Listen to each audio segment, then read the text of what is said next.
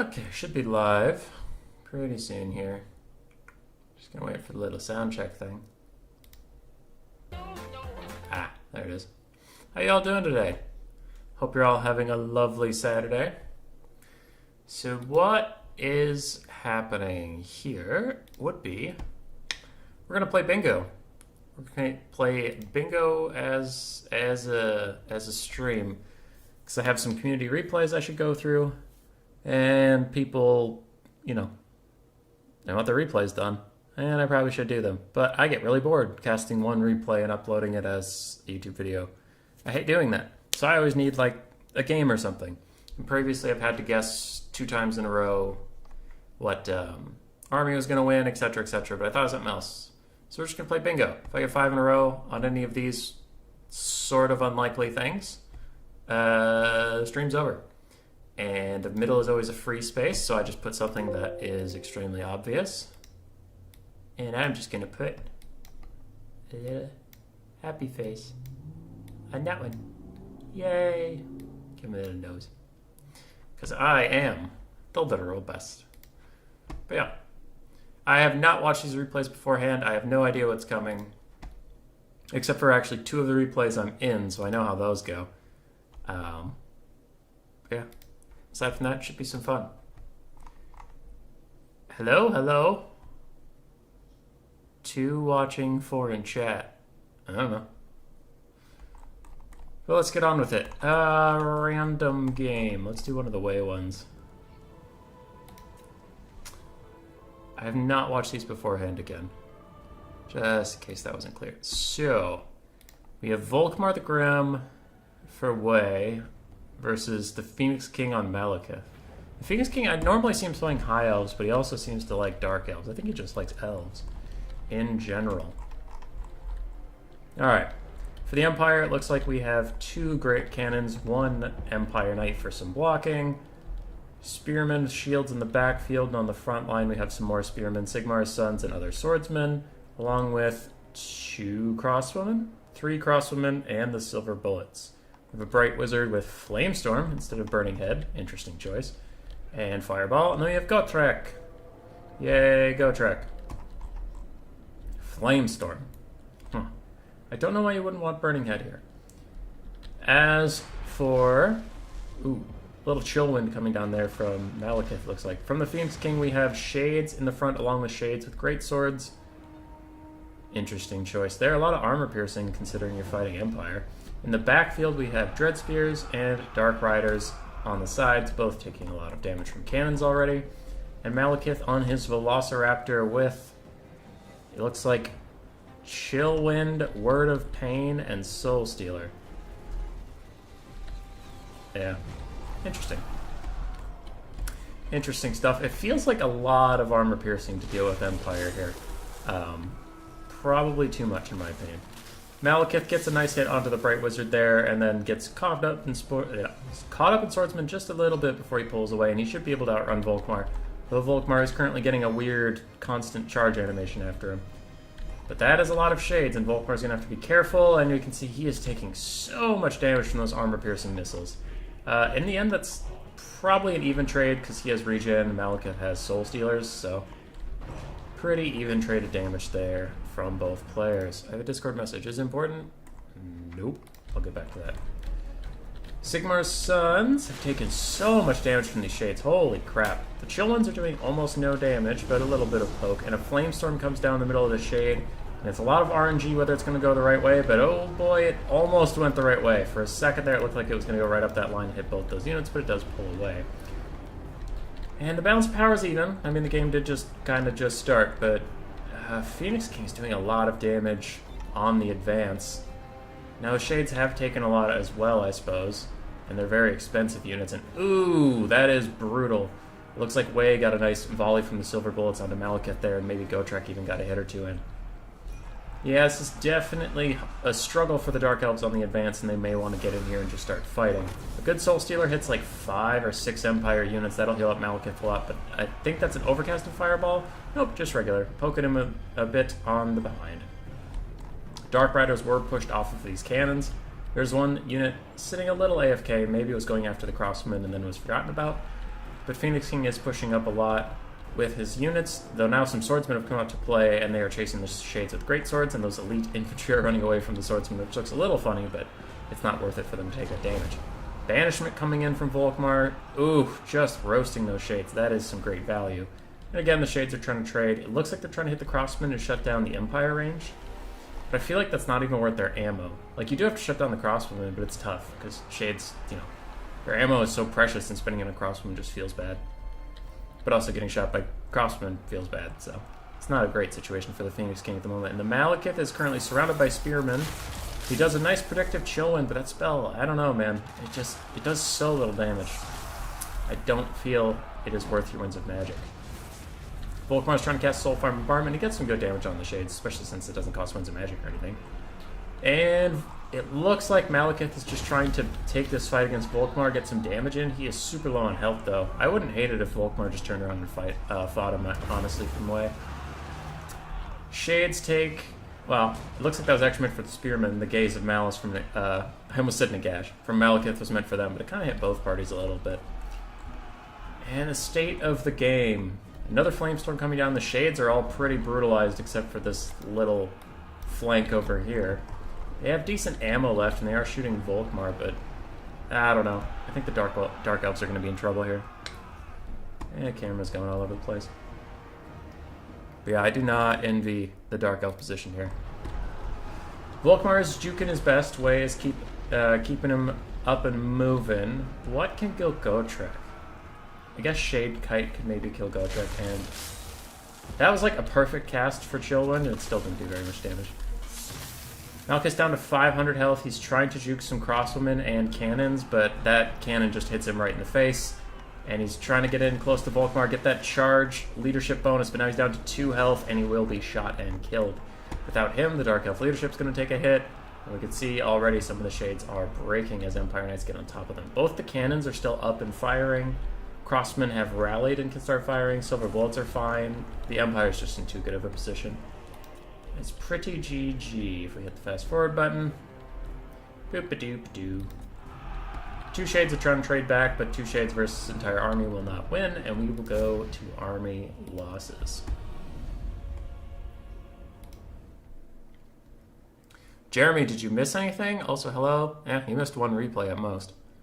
Human Boy not predicting anything. So that's scary. Ah, you're right. I do need to predict shit. Getting shot by anything is bad? True. True. Alright. Did we get anything? There's no Lore of Shadows. Nope. Nope. Nope. Nope. Nope. Nope. I don't think that game went over 15 minutes. Nope. We got nothing off of that. We got nothing. Alright. I'll check the values then. If something got 4K, then we got something, but... Volkmar got 1,200, so did his Bright Wizard. Actually, his Bright Wizard got a little bit more than him. Empire Frontline died for Sigmar, as it does. One of the crossmen, because they're trading with shades, one of the crossmen got 1,100 value. That's pretty funny. Silver Bullets got almost 2,000. Cannons both paid for themselves. Malekith got 1,400. Pretty decent from him. I think the shades are a little bit of overkill against the Empire. There's just not enough for you to shoot that's worth it. In my opinion. So that was Way versus Phoenix King 1. T versus Cool. I don't know what that means, but we're going to watch it. Cool Umbrella with the Beastmen versus BBB Tulkas on Vampire Counts. Now, Vampire Counts used to be a counter to the Beastmen, but then the update came out, and I'm doubtful. Now, Butcherbird is a Beastman player, and he says it's still bad for Beastmen, but I doubt it. And I'm a main for neither of these factions. Alright. You know what, just to prove my point, I'm going to guess the Beastmen are going to win, because I think they're favored. Hopefully. For the Beastmen forces, we have centaurs with throwing axes and dogs on each side. The dogs are not poisoned. We have some Ungor Spearman herds along the front, along with a Gorgon, a Jabberslythe, Torx the Brass Bull, a Bray Shaman of Wild with Traderkin and Viletide, and a Wargor. Both are on their chariots. That is certainly going to be very powerful. On the other side, we have a Blood Dragon Vampire Lord in the sky. It looks like he has Helm of Discord, Van Hell's Dance Macabre, and Vindication of the Heck. We have a Necromancer with the Forbidden Rod, already hurting himself, honestly, a lot. But he has no spells attached. Corpse Cart. Blood Knights, I thought. I saw Blood Knights and the Dire Pack trying to advance on the outer regions there. Blood Knights on this side as well. Zombies, zombies, zombies. Skeleton Warriors. And we have Graveguard with great weapons in the back, along with one other Graveguard. So pretty standard infantry push with Blood Knights on the outskirts. Standard stuff, and it looks like the Vampires are already going to get a good pick, taking out some Chaos Warhounds, and Blood Knights got on top of the other Chaos Warhounds. Both dog units are already shut down. Throwing Axes are going to get good value, though. Those are exactly the kind of units they want to fight. And Torx runs right past that Necromancer and then turns around and does a behind-the-back dive. Really doing some WWE moves there. Doesn't want to just go for the frontal charge. It's too simple. It's too easy. And I imagine that Necromancer will not be having a great time. So far, Torx missed twice somehow. But finally hitting, he does do half of his health in one hit, pretty much. And I imagine a second hit will take him down to crumbling. Wargor is rolling dirty through the front line. Jabberslythe is as well. And the Vampires...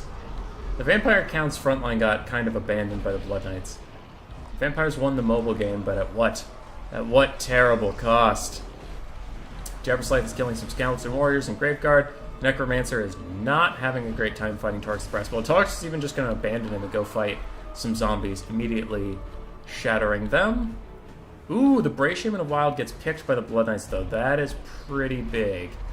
If the Blood Dragon Lord for Tulkas can come back and get some nice breath attacks in, maybe he can turn this around, but it's looking a little dicey. Torx and the Wargor are going nuts, along with the Gorgon and the Jabberslythe. It looks like the Bray Shaman... Oh, he's still there. I thought he may be shattered in the chaos. One Corpse Card is supporting these Graveguard with great weapons, but the Graveguard are just fighting basic Ungor Spearmen until Torx or somebody shows up to actually kick their teeth in. So they're not getting the best value. One sec. Sorry about that. Had to clear my throat. Balance power is a little bit Beastmen favored. I do think they're in a pretty commanding position, especially since all their monsters are very alive, and what can even kill them? Blood Knights? Where are the Blood Knights? Ooh, that's a good surround. The Gorgon is surrounded by Blood Knights and the Blood Dragon Lord's diving in on top of them. This is a good play from Tulkas. Helm of Discord coming down as well, taking the Gorgon's melee defense to a pretty pitiful 15. But Torx is going to come in, and he's not happy about all this. Jabberslythe's coming in as well, and the dreaded Wargor on his Tuskor Chariot. Now, Blood Dragon Vampire Lord's already down to half health. He has to get out of here.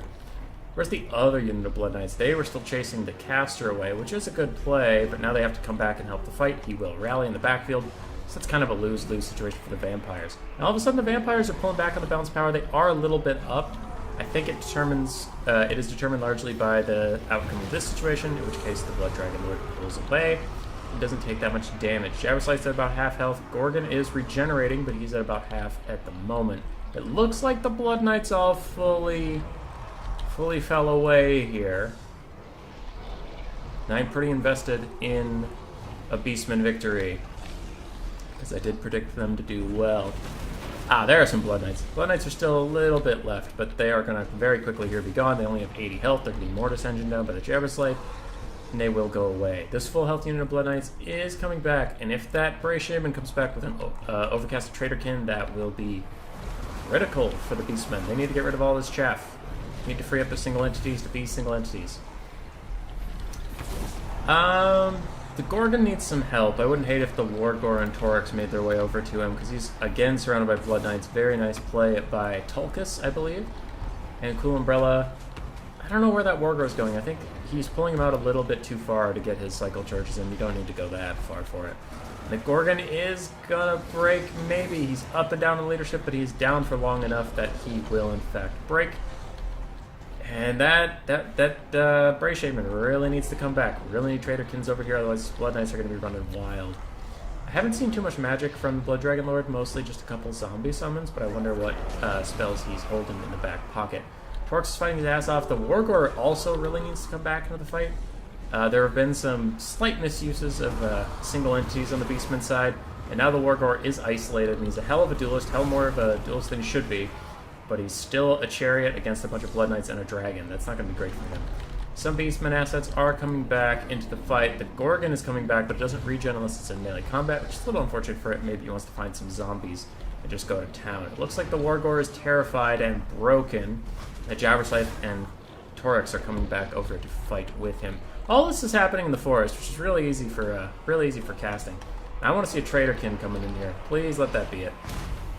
Overcast to Traderkin does come in. It doesn't overcast and kill the Brave Shaman that cast it, which is good there. The Wargore is running away. We saw him down to the left.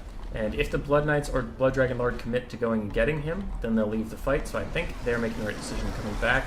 In the trees here, the Gorgon does pile back into the fight, and he's not regenning because he doesn't count as in combat, because that's a really broken and buggy ability in this game, and I hate in combat regen for anything. Jabberslythe and Torx are fighting. I think they're trying to take out this Blood Dragon Lord along with the Gorgon, but the Gorgon is going to break, if not die here. It does fall down. Brave Shaman of Wild somehow still hanging on, and the Helm of Discord cast by the Blood Dragon Lord is nerfing this entire area. It looks like the vampire counts have run out of chaff. They're down to Blood Knights, one zombie that might be a summon. It is a summon. And a corpse card, along with their lord. For the Beastmen, we have Torx at about half health, which is pretty good. Jabberslythe at 1/3. The Wargore is coming back, though he is going to pretty much immediately break.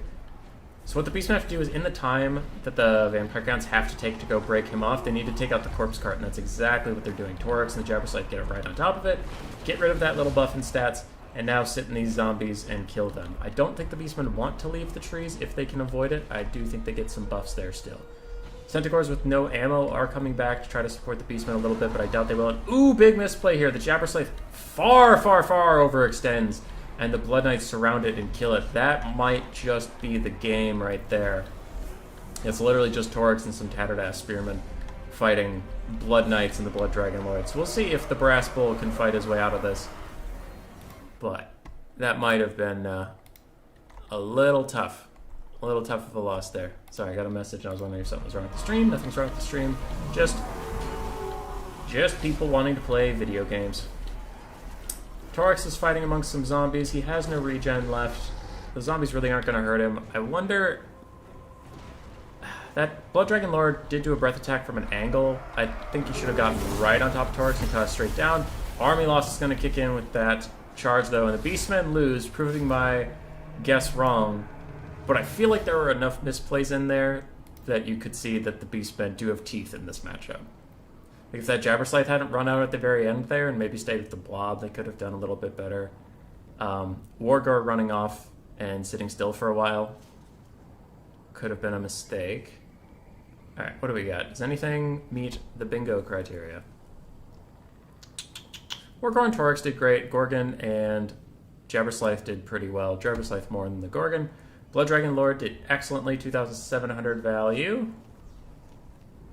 And dun. Ooh, some of the great swords did really well. Blood Knights did excellently.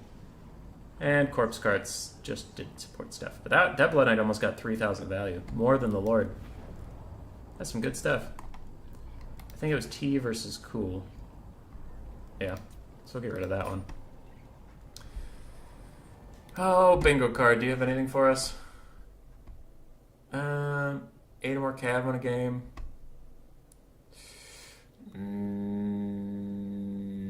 Nope. Close, though. We almost got 4K value on some units. Lord didn't die in the first two. So still, the bingo card is just the free space. Shit. Why isn't Queek part of the bingo, Butcherbird? Because you know why. You know why. Alright. Tuckless versus Cool Umbrella, what does it means? Yeah. Let's see if the Beastman. I'll do the replay bullshit lizard build. I don't know why it's called that. And I'm just reading the chat for a second. Hey, Loopy's here. Loopy. The Bingo. The bingo's on the screen right now, but it wasn't when you typed that. I'm sorry. And then I'm going to pause that while I read the chat. Some of the things he cheated and already had set up, like Miss Rat saying hi to the stream. Miss Rat's taking a nap right now, and I have no idea if she's going to wake up by the time it's over. Why isn't Queek part of the bingo? Yeah, okay. We got back down to that, and Butcherbird, you know why. That's cheating. That's big cheating. Okay, back to the game. So all this replay said was bullshit lizard build. So I don't actually know what's really in this. Hey, we get the Dreadsaurian! Yeah, Dreadsaurian, that's one of the bingo things. Fuck yeah! Alright, what's on the other stuff? We have 2 Razordon hunting packs, Krokgar, 3 Saurus spears, 2 skink cohorts in the back, 3 Jav skinks on the front. And no caster? No caster. Huh, alright. Lizardmen don't want a caster, I guess. For Norska, we have 2 Marauder Horse Masters, Beasts of Tashnar Arwar Dogs, some Marauders with great weapons mixed with Berserkers. We have Throg the Troll King, standing mighty and tall. 3 Skinwolves, including the Balls of Savagery as a 4th, the Arwar, and 2 more Horse Masters in the trees. Is there just a gentleman's agreement not to use magic, or what the fuck? Okay, no casters, I guess. Just no magic. The winds of magic do not blow hot this day. Alright, that's fine. It's fine. It's fine. I'm not mad. I'm upset, but I'm not mad. Best game replay name? Hell yeah, Duras. Shredder! Yeah, Bird. And you know, based off the squares, that you're in my game already fulfills one of the squares. So the Razordons, it looks like they're trying to trade with Marauder Horsemasters. Holy crap, those Horsemasters are blowing through their ammunition. The game's like a minute and a half in, almost no one's died, and already these bad boys have used half their ammo. Razordons are trying to fight within their own skink cohorts. That is proving a little problematic, and now they're all just doing a little wiggle party to try to get some space. Odium Loopy, you have 8 cav winning. Classic ODM players using cavalry. The Shredder is magic enough, you heathen. So Razordons are taking a very high arcing shot. They're going to miss a lot of the Horsemasters, but it looks like the Shredder is going to zone them out a little bit better. The machine guns on its back have more direct line of fire, and they do okay. Hand of the Gods coming in does about 1/4 of Throg's health. Not a bad cast. He will regen that up, but damage is damage. Actually, it fulfills 3, maybe 4. Well, we'll see. We'll see. I don't remember it being that bad. Horsemasters are still kind of trading with these Razordons, and the one thing that the Horsemasters are getting out of this trade is that the Razordons have to turn every time they want to shoot. The Horsemasters are 360. So what's happening here is he's just running this way and trading the whole time. You can see the Razordon's already down to half health. And meanwhile, they take less volleys, because maybe 1 volley gets off, and then the guys have to turn, then 1 more, and then they have to turn. But the Shredder's 360 machine guns have been making them pay, and whenever the Razordons have gotten a volley, they've done a lot of damage. This is maybe going to be a nice firing angle. If they can get a good volley off there, takes out a few Horsemasters, and it's fine. Skinwolves are committing to the fight against Krokgar, and it looks like the Marauder Horsemasters are trying to pin him in too. I don't know how much damage they would do against Krokgar or the Shredder, because they do have tons of armor, and Skinwolves aren't armor-piercing. They're just anti-large. But damage is damage. Though the Shredder of Lustry is a dangerous thing to fight with such low leadership units. They will tear out very quickly, and you see their leadership is taking a hit. Because some people don't know, the Shredder has a special little thing. It's that immune to psychology aura, but it's the opposite. It does -8 leadership. So that and his fear really makes units run very quickly. And you can see that a whole Norskin advance just terror-routed off. Throg and his infantry are slowly advancing. They are trying to get up to the Lizardmen, but the Lizardmen, they're very powerful, especially without a Metals caster on the Norskin side to lower that Shredder's armor for the Horsemasters. He is going to be a tanky boy. While people reposition, I'm going to hit fast forward just to get us on with this. And it looks like some skinks have overextended, chasing off Marauder Horsemasters, and some tattered other Horsemasters will flank them. Gonna just hit that. Alright. Throg's getting shot by a bunch of Razordons. In the back, Skinwolves are trying to pick off Skinks, but it's not really worth their time. Horsemasters are having a tough time. And the Lizardmen are down on the balance of power somehow. But I think just like Krokgar and the Shredder could carry this, honestly. Shredder of Lustria misses Throg and instead attacks a bunch of random infantry units. Not terrible. And Krokgar is leaving him to die. I think you should maybe come back and help him. He is in grave danger. He's currently surrounded. Skinwolves getting on top of his Razordons. If they make contact, they will do so much damage so quickly. And now Krokgar comes back to aid his troops. He is no longer a coward. He will return. And he kind of mucks up the Skinwolf supply chain here. And the Razordons are taking their safe position behind the enemy lines because it's safer than within their own previous Lizardman box. Interesting stuff. Throg is doing the work of the gods here on the Shredder of Lustria. It's about even health percentage-wise, but Throg has a lot less health than that big boy. And he is terrified. Wait, Throg doesn't cause terror? He can be terrified? God, why is he such a bad lord? Alright. Shredder's going to try to chase him down. Krokgar did zone off some of the Skinwolves. Skinks in the back are paying the price of the Saurus' sins. And I think... Norska is very... Well, I shouldn't say very, but they're ahead on the balance of power. And that's full of shit, dude. That is not at all how this battle is going. Balance of power needs to go back to school. They don't know shit. Throg might escape and maybe regen up a little bit, but this fight will be over by the time he gets back to full health. And now the balance of power is like, oh wait, the Lizardmen might be winning. Yeah. Yeah, no dir. Skinks in the back are all dying horribly to Skinwolves, but that doesn't matter, as the Norskin Lord has suffered a lot. Skinwolves have all suffered a lot, and while they have health, if they break like one more time, they're just going to shatter, and then it doesn't matter how much health they have. Huh. Razordon hunting packs are fighting Marauders with great weapons in melee. That is a bad trade for them, as the Marauders with great weapons do great damage considering their cost. And the backfield has been swept up by Norska. Balance power says this is equal, but the balance power doesn't believe in the Shredder as much as I do. And the Shredder is eating Throg alive. And without him, the Skinwolf's leadership problem will get even worse. Razordons keep fighting. Ooh, a volley onto these Beasts of Tashnar would definitely break them and save Krokgar, but it looks like the Razordons are just going to walk. And they're going to throw into these Skinwolves, doing a lot of damage. If Krokgar can come over here, terrify them off, they'll probably rout for the third and final time and shatter. But with the Beasts of Tashnar there, oof, those Razordons are all going to die.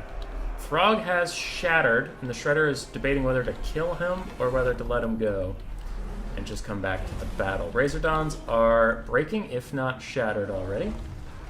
Some chameleons, well, regular skinks have come in to try to help, and Norska is again ahead on the balance of power, and the Shredder will come back. If the Shredder links up with Krokgar, I think they will be unbeatable to what Norska has left, but the Lizardman army is getting very spread out, and now Norska could run its Skinwolves and Horsemen all over and, you know, take a 5v1 versus a 5v1 versus a 5v1 and just never really blob up. Shredder's just trying to shatter off whatever units it can get its paws on.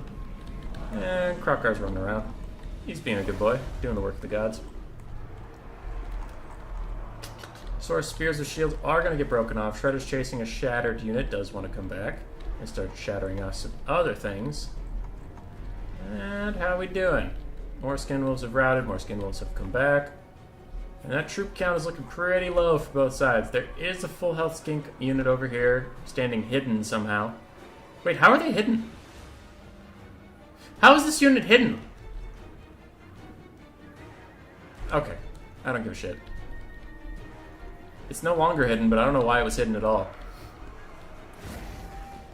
And all of a sudden it's over. I think the Norscan player withdrew. Yeah, the Norscan player withdrew. Just seeing the Shredder, they knew they couldn't do anything about it. Value was okay. Shredder got 3,000, but that was pretty okay. Throg only got 1,000 for beating on it for that long? That's interesting. One of the Berserkers got as much. Marauder Horsemasters didn't quite pay for themselves, and Skinwolf struggled to find a good target. So bullshit lizard build. We have watched that. It was SCP-353 versus Red Devil 99. And now I need to go to the bingo card. And I know I got the Shredder. Did I get anything else? Boop. Okay. Alright. Alright, get a little paintbrush and do a little. We're gonna do a frowny face this time. Aww. Sad. A game goes over 15 minutes. I really need to pay better attention to that. Didn't get 4K value. Norse didn't win, but man, Norse could win something. I didn't guess the winner. Crap. I need to remember to guess. Just a Lord left at the end. Queen Bess. Nope. But we got one.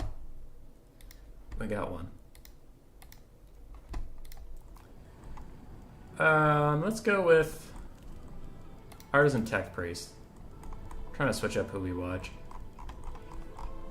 Yeah. It looks like it's Artisan Tech Priest West versus Grom Brindle. I know their names are changed, but this is what I recognize from tournaments. And Tech Priest, what am I looking at? What the hell is going on here? What is this new challenge, Hammond? I have to get bingo to end the stream, otherwise I will be streaming forever. And the bingo card was up. It's up after every game, but I'm not going to do that in the middle of the game here. So for Artisan Tech Priest West, we have a Spellweaver of Life on an Eagle with a Forest Dragon. We have 4 Glade Riders, it looks like. 4 Wildwood Rangers and 1 Great Stag Knight. For Grombrindle on Chaos, we have Sartorial the Everwatcher. I need to slow this shit down, actually. A front line of Forsaken with a back line of Chaos Warriors. We have Chaos Knights with Lances, 2 of them, and 3 Marauder Horse Masters. Both of these builds are very unique. I don't know this matchup very well, so I guess I shouldn't be surprised I don't know what's going on here, but these are weird. These feel very weird. Sartorial took a fight against Great Stag Knights, did more damage than I honestly think he should have, but now he is taking a little bit and he will pull out. The Glade Riders over here are kiting crap out of the Chaos Knights with Lances. That is certainly a great trait for them. And the Wildwood Rangers are destroying Forsaken and Chaos Warriors. And the Wood Elves, for once, are winning the infantry game. That is not something you see very often. Now some Chaos Knights with Lances get a lot of damage onto Wildwood Rangers, but they're going to get countercharged by Great Stag Knights who are getting healed. And that's going to be bad. But, ooh, boy, if that is Final Trans upgraded, that is going to hurt a lot. And it does. Forest Dragon's even going to fly a little close to that danger area and maybe get affected as well. In the back, the horse fight is honestly going to the Wood Elves just because their horses cost less. So these Great Stag Knights and Wildwood Rangers took a ton of damage from that Final Trans, but in trade, Sartorial got eaten alive by a dragon, and he is running for his life. Slowly but surely, the Wood Elves are running out of steam, as Wood Elves are wont to do. They were trading well one-on-one versus Chaos, but Chaos can bring more than one unit, and they will win with numbers. Bounce power is actually pretty Wood Elf favored considering all the early trades, but Chaos isn't in a bad spot just yet. They still have 2 Chaos Knights with Lances running around the field, both a little around half health. I think their biggest problem is Sartorial's health being so low, and he gets caught again, and Thorgrim needs to pull him out of here. Otherwise, Grombrindle needs to pull him out of here. Otherwise, this Dragon and Spellweaver of Life are going to get him. Artisan Tech Priest, though, pathing straight through that whole horde to get back on top of here, and it looks like a Dwellers Below coming in. That's doing so much damage to all these blobbed up Chaos units. It's also taking out this Wild Ranger unit, but I think Artisan will take that trade. And those Chaos Knights got messed up. Alright, that was a great cast, and with that, the Wood Elves are again in the advantage in the bounce power, even with losing all their Wildwood Rangers. A lot of their skirmish cav is pretty desperate too. So Thoriel has 100 health left. I think if the Spellweaver hits him again, and she does, he dies. Force Dragon and Spellweaver definitely need to get back in the sky and just heal for a bit. Rely on your skirmish cav to kite for a while. Let them fulfill the attacking rule while you heal up, and I think Artisan will have this game in the bag. And it looks like he will do that. Maybe get a little aggressive with his dragon. But is that a regrowth that was coming? No, it's that weird breath attack bug where the thing appears under the dragon and not what it's trying to hit. Okay. What is that? Ah, low explosive. Butcherbird trying to help me out and get me to guess who would win, but I forgot again because I'm a bad person. Alright. Come on, he doesn't remember what happened. Yeah, you guys are right, I don't remember a lot of things. Hank Cyrus saying this matchup, Chaos Marauders, Siggies, and 2 casters try to survive the Wood Elf in range and kill enough chaff so they can win. Interesting. I will trust you on that. I don't really know it. Bounce power is still a little bit in the Wood Elf favor. They've lost pretty much everything but their single entities, but what's left to even kill them? Some Haggard Chaos Warriors. Ooh, that Skirmish Cav ammo actually could come in clutch. I think if Grombrindle keeps these guys alive, they can poke pretty well. I don't know how much mana is left for the Spellweaver Life, and she is pretty low on leadership right now, actually. I'm trying to get on top of these Chaos Knights. How many Skirmish Cav are left for the Wood Elves? One extremely dead unit and one very healthy unit without a lot of ammo. Okay, this is close. This is close. I was a little overzealous guessing that the Wood Elves were far ahead on this one. Chaos Warriors are getting pounced on by the Lord and the Dragon, and they'll quickly rout. Maybe they get a little bit of poke in. One of the nice things they are doing is holding this in place for the Horse Masters, and maybe a rear charge from these Chaos Knights. Ooh, no, it's turning into a frontal charge, and those Chaos Knights are brave lads for taking this fight. They're trying to get what damage they can on the Spellweaver of Life. It's all about attrition now. There's not really that many grand strategies you can have. Just do damage and hope they don't have enough healing left. Ooh, and those Chaos Knights get a nice surround on the Spellweaver of Life, and she's getting taken down. She will break and maybe even die, and it might come down to just this Forest Dragon. Skirmish Cav for the Wood Elves are going to get caught soon, and yes, the Spellweaver of Life does die. Does the Dragon rout? If he routs and Grombrindle's on top of his micro, he can just fall him off the map, and he is going to be negative on leadership. I think he'll break. No, he gets a little bit of leadership from charging quick, and then he stops, uses a breath attack while he has that little bit of leadership. And man, this turned into a really, really close game. Holy crap. Forest Dragons chasing after these Marauder Horse Masters because they are the only threat left on the battlefield, but also that means they're the only threat left to you, and maybe you don't want to take that fight. Some Glade Riders are burning the last of their ammunition on shielded Chaos Warriors. They don't really have great choices. Artisan feints a charge on these Chaos Knights with lances and decides against it. The Wood Elves have two Cav units, one of which is injured and one of which is full health, and he breaks for no reason! Oh no! Oh no, that is terrible for Artisan. Alright, it is two Glade Riders without any ammunition versus the world, or maybe if that Forest Dragon comes back, though I imagine if these Chaos Knights with lances just follow it, it won't be able to come back at all. And it does. The Chaos Knights were not close enough, and it will come back a little bit. What he might want to do for leadership's sake is that dragon's probably exhausted, right? It's exhausted. I would sit still with it, let it recover some stamina so it doesn't always immediately shatter. And because the lower you are on vigor, the worse your leadership is. It does give you a little bit of a debuff there. So I wouldn't be that mad if he just stayed in the sky and recovered a little bit, but he does land. He takes out these Chaos Warriors, which is a good play, but now these Chaos Knights are behind you. You need to get back in the sky? No, Artisan's going to take the fight.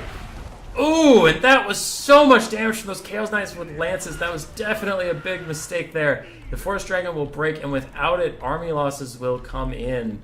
And that will be it. Chaos Knights with lances doing their damnedest. There are better ways to play the matchup. I think Sartorial's as good as Siggy here. Yeah. Mod-only chat, basically. Okay, what do we got here? Spellweaver got about 1,800 value. Forest Dragon got about 1,700. Wildwood Rangers traded well for a while, but they just ran out of steam. Great Stag Knights got about 1,300 value. Glade Riders with their bows got good enough. 900 on some, 500 on others. So Thoriel got 2,000. Chaos Warriors and Forsaken, some of them had a rough time, so others did fine. Demon's Spew did fine. Chaos Knights with Lances got a lot of value, almost paying for themselves, honestly. And Horse Masters also did well. Okay. Cool. What was that? That was Artisan? Yeah. Time to pull up the sheet. I don't think I got anything, but we could check. Army loss is full of shit. No, that was fine. Fuck! Was that game over 15 minutes? I need to remember that that one is a thing. Damn it. Damn it.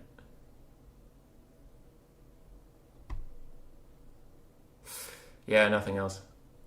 Damn it. I need to remember that. I'm so bad at this. I guess we're streaming forever. Okay. Cool. Foot Malekith hard carry. That seems like it might be easy for me to guess who the winner is, so I'll ignore it for a second. Let's do Captain Morgan versus Mr. Overlord. That could be fun. If anybody else wants to be a real mod, they have to beat you in chess. No. No. Okay. I'm getting invited to stuff, but that's not important. Alright, Mr. Overlord versus... Captain Morgan, that was it. For the dwarves, I don't actually remember who's who. We have a grudge thrower, we have a gyro bomber, it's not the sky hammer, we have a master engineer, Thoric Ironbrow. Otherwise, we have longbeards with great weapons. About 4 of them? Yeah, 4 of them, 1 dwarf warrior. 3 dwarf warriors with great weapons. There's a bunch of great weapons in here. And 2 quarrelers. Oh, who's this little... Hey, it's Gotrek! Gotrek's hiding up there. As for Chaos, we have Marauder Horsemen, Marauder Horsemen. I believe this was in Logic's Shortbeard League, by the way. Chaos Trolls. Hey, Butcherbird! Your armored Chaos Trolls are here! It looks like we have 2 of them. Sartorial with Final Trans and Plague of Rust. Other than that, it's Chaos Marauder front line. Chaos Warriors with great weapons in the back line coming up. It looks like 4 of them. And 2 Exalted Heroes on Manticores. I'm gonna guess that Butcherbird's armored trolls will win. If he believes in them, and I believe in him, they're gonna win. If you run out of replays, go to Quick Battle, Hammond. Yeah, that was one of the ideas. Alright, Grudge Thrower's trade again. I'm just going to hit this little... Alright. Chaos got a nice full surround before we stop that. And, ooh, Rune of Slowness coming in. I wonder if they'll be able to punish that at all? Or the Gyro Bomber's just going to get hit anyway. Alright, it does delay the advance of the Exalted Hero a little bit, but the Gyro Bomber does end up getting caught. This Final Trans might catch 4 units. Nope, it just catches 3. And the Armored Chaos Trolls walk right through the gaps in the front line. Maybe a little bit of too loose of a formation there for the dwarves. Now Thoric is standing amongst a bunch of Armored Chaos Trolls, but so is Gotrek. And Gotrek actually wants to be there. He's going to pop his buffs and immediately get to fighting exactly what he wants to fight. Quarrelers with great weapons have been shot down a little bit by some Chaos Marauders and Chaos Trolls, but they're still firing. I think they have guard mode on. Double Exalted Hero, both landing on the Grudge Thrower, both trying to shut it down. I don't know if that's worth the trade in time, honestly. Everything's so close now, the Grudge Thrower will get too much value. Sartorial is helping the Chaos Marauders to crump through the front line, but Gottrek's going to town on these Chaos Trolls. He is having a great old time there. Thoric Ironbrow helping him out. And the Dowie front line's holding okay. Skirmish Cap haven't quite been able to get on top of the Gyro Bomber, and I wouldn't hate if one of the Exalted Heroes just followed it until it was either dead or off the map.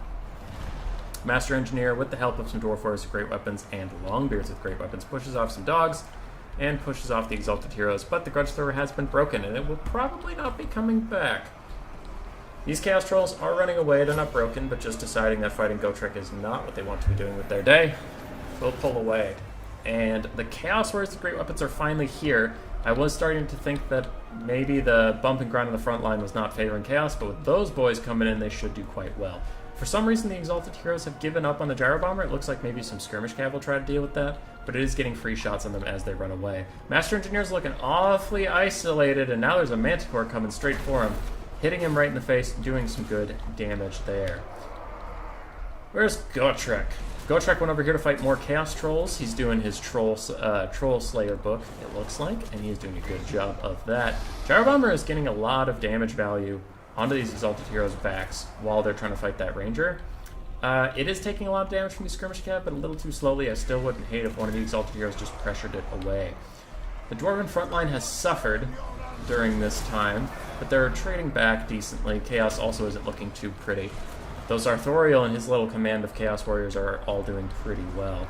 Exalted Heroes now have a flank on the Master Engineer, and he is not long for this world. Gyro Bomber coming in. Is it going to get a nice bombing run onto all these grouped up Chaos Warriors? It is. This is the second bomb a little bit, but the first bomb, the third bomb were all really good. Oof. Oof. Lovely, lovely stuff. Gotrek's standing in the middle of the Dwarven formation trying to find more things to fight. This Gyro Bomber is making mincemeat of all these armored elite Chaos Warriors, and the Bounce of Power is dead even still. Chaos Trolls are chasing off some Quarrelers with great weapons, though. I mean, they do armor piercing and melee. Maybe they can fight their way out of there, rout off the Trolls off the map. Seems unlikely, but it's possible. Master Engineer somehow is still in this fight, and the double Exalted Hero are coming back. They are sick of his shit, and they are going to kill him. Gyro Bomber has probably used all its bombs at this point, and it deleted almost 2 full units of Chaos Warriors on average there. And that's pretty good. I wonder if Sartorial has another final trans. He could try to use it maybe like right here and try to get all 3 of those units. Maybe. Armored Chaos Trolls are trying to come back into the fight. They're chasing off some of the dwarves. Balance of Power is going back to the middle, but I think it's going to get a little dwarven favored as this goes on. Gotrek is certainly a menace in the late game, and he's killed a lot of things already. Gyro Bomber's still firing, still using its ammo, and it probably has a restock from the Engineer coming if it really wants it. And a final trans comes in. It's not overcasted, but it'll still do good damage, and it might even rout off that little Engineer. His health is dwindling. His Dwarven magic resistance might not be enough. It's down to 400 health.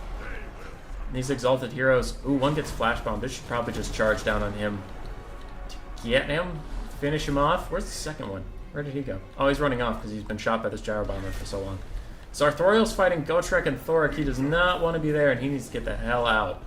Dwarves are pulling slightly ahead on the balance of power. It looks like the Grudge Throwers are trying to get back to their engines of war, but they will not make it. And Sartorial casts Plague of Rust onto Thoric Ironbrow, just trying to lower his armor a little bit and duel him. Should probably get out of there. Now the Exalted Hero is chasing off the Gyro Bomber. It's super low on health and leadership, but it might be too little, it might be too late. Sartorial really needs to get away from these double heroes, so that is not at all what he wants to be fighting.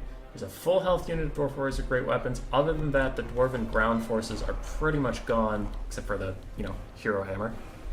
We have 2 full health, full-ish health Marauder Horse Masters, but no ammo. What can kill Gotrek?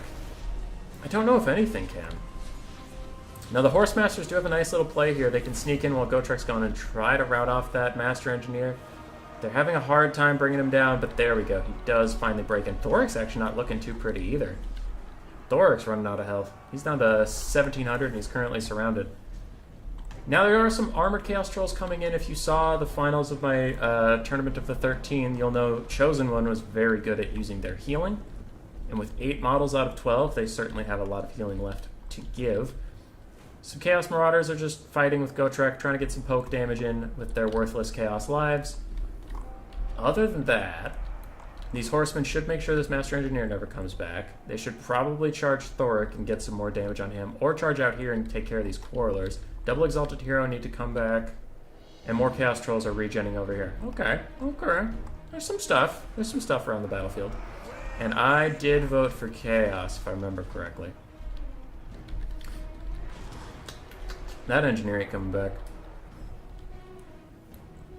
Can we still send replays? Sure, bunnies. I have a lot to go through, but if I don't watch a replay on stream, I just don't delete it, and then I'll watch it on the next stream. Humeboy wasn't kidding, that would be entertaining to watch. Yeah. Alright. Chaos Trolls, armored, all fighting here, trying to get on top of Thoric, trying to take him out. It looks like they're fighting with... Ooh, actually, that was a lot of friendly fire onto some Dwarf Warriors, but it does get a ton of kills. So that rune of Wrath just killed everything. It was so wrathful it didn't care who it hit. This Exalted Hero is trying to fight some Longbeards, but they're already shattered. And it looks like this guy with so little health is going to go fight these Quarrelers, and if they're facing the right direction, they are going to fire on him as he advances and do some good damage. That might be a little bad for him. Chaos Trolls are fighting without any support. They are getting some decent damage down, and with rear charges coming in, that'll be very good. I'm surprised this Exalted Hero hasn't routed yet. He kind of recovers on the charge, but his leadership's so low, he is going to rout over there, so that is a little bit of a tragic loss. Now, I saw 1 overcasted Final Trans and 1 Final Trans, and then maybe 2 Plagues of Rust. Maybe there's another normal Final Trans in there, and that would be good if it exists to cast it now. Exalted Hero is on top of Thoric, though, and that's an excellent play, and a beautiful rear charge coming in from Sartorial. And the Chaos player maybe made some mistakes in the early game, maybe made some mistakes in the mid game, keeping Sartorial too close to Gotrek, but in the late game he's actually been playing very, very well, in my opinion. Thoric is broken, and with only 300 health, I imagine the Exalted Hero can hunt him down. Chaos Trolls are trying to come back and fight Gotrek. He is ready to bury his axe in their face, but maybe they'll get some good damage in before then. Though the Exalted Hero might break, and he does as Gotrek gets a rear hit on him. Now Thoric's dead, lowering the leadership of the other dwarves, and that will be a little critical for them. But now we have Gotrek. Gotrek Garrison versus the world, fighting some trolls in a big old circle. And he cleaves that guy off his rider. Ooh, those trolls shatter pretty quickly. And that's going to be a little bit of doom and gloom. I don't think Sartorial can beat Gotrek. And it's up to these Chaos Warriors with great weapons pretty much to kill him. I doubt these Marauders will get many hits in before they break. Sartorial's coming in for a nice rear charge. And does hit? It looks like he hit, maybe. But now he needs to get right out of there. So if Gotrek hits him at all, that's going to be bad. Okay, these Marauder Horse Masters, ooh, just horsemen. Yeah, they're not going to do anything. Alright, if they're Horse Masters, maybe they get a little bit done, but they're just going to distract the Dwarven forces coming back in. Balance of power is still very heavily against the Dwarves. Am I missing something, or why is it so bad? Okay. Balance of power is going even further against the Dwarves. I don't think that is true at all. There's, you know, Quarrelers with great weapons coming in, they can fire. Dwarf Warriors with great weapons coming in, they can fire. It's just Sartorial. Get over yourself, balance of power. He's not that good. As I say that, he plows right into... Army losses? You're full of shit! You are full of shit! That's coming off the bingo card. There is no way that's army losses. What the hell? Alright, Gotrek's trying to fight his way out of this. He gets on top of Sartorial. If he swings, swing, you dumbass. If he swings, he'll do so much damage to Sartorial. Just swing! Look at you standing there like an idiot. Hey, that was a nice hit. Does he get Gotrek's healing? Does it get, like, the Hero's Doom or whatever? Oh, maybe. Yeah, he gets another hit onto Sartorial. Bounce power is slightly coming back from army losses, but is super heavily against Gotrek still. He's fighting his Marauder Horsemen. He pushes them off. They shatter. What's left? Some tattered ass Marauder Horsemen. Is there a final trans left for Sartorial? Why is the balance of power this bad? Get over yourself. Holy shit. That army losses was not okay. That was not okay. Alright. Otherwise, what's the point of the stream? Yeah.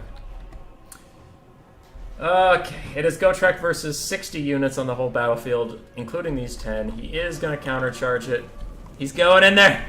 And he kills one! And he gets Gotrek's healing, and the balance of power is all of a sudden back in the middle. Huh! Weird balance of power! It's a little weird that you know, maybe there was healing in the back pocket or something. Some Chaos Trolls are trying to come back. Sartorial's taking a ton of damage. Gotrek already got his healing proc. But, Army Losses is full of shit, ladies and gentlemen. That was not okay. That was dumb. That was the dumbest thing I've seen all day. And I saw my face in the mirror. Haha, sideburn me. Yeah, he does okay versus Gotrek, but still Gotrek's, like, a way better melee combatant. Some Armored Chaos Trolls are coming. 3 whole boys. Can Gotrek do it? I mean, if you've read any of the books, you'll know the answer is yes. He's trying to walk past them, though. I would definitely just stop and fight these trolls. Can't really afford to ignore them. And with that, he kills 1. And with that, he shatters all of them. Suddenly, the balance power is very favored for Gotrek. Sartorial runs straight in and dies. Huh, balance of power. Huh. Isn't that weird? Isn't that weird how maybe a melee anti-large character, when there's only tattered large characters left, maybe could have won it? Man, y'all full of shit. Oh, also I didn't check the time again, but I'm pretty sure that wasn't 15 minutes. We got pretty into it. So Thoric did great. Master Engineer was a good supportive unit. Gotrek got 3,000 value, which you'll love to see on the man, the myth, the legend, the hero. Gyro Bomber got 2,200 as well. So Thoriel got 1,800 from Cap Morgan. Exalted Heroes, one of them did really well, one of them struggled. Chaos Marauders did okay. Chaos Warriors with great weapons did pretty fine. Armored Trolls, they didn't quite pay for themselves, but they were annoying. Marauder Horsemen all did really, really well. We can go to the bingo card. Bingo card. Who's messaging me? What do you want? Hey, Human Boy, what is the stream for? Bingo. Casting replays.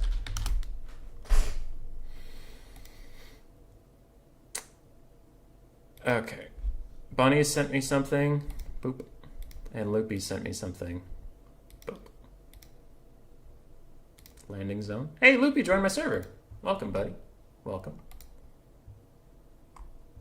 Alright.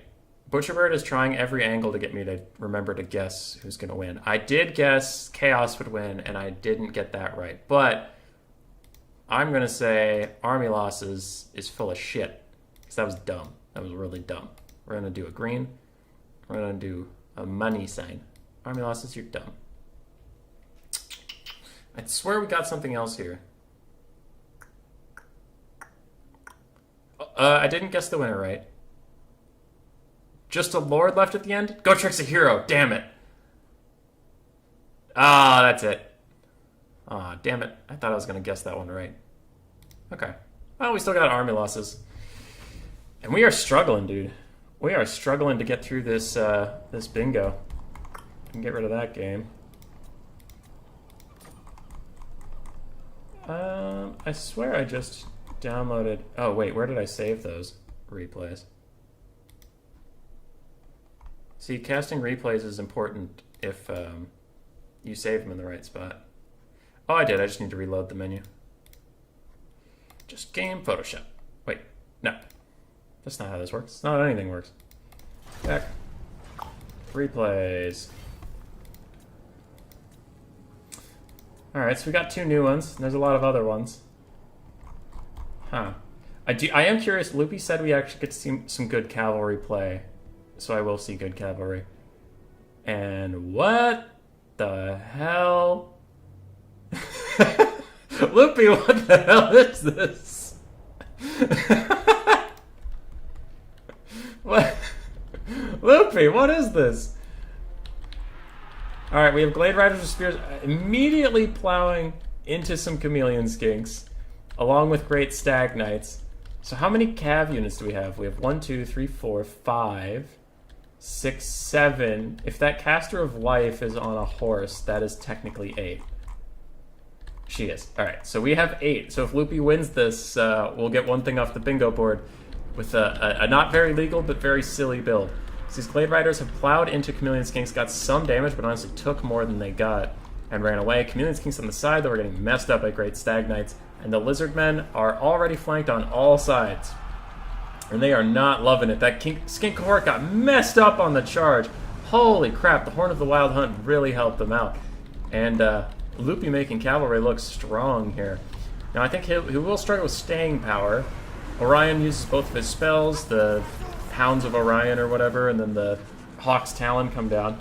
But he's going to run and get into melee on the Ancient Salamander, and that thing got recently nerfed, so it does not enjoy melee one bit.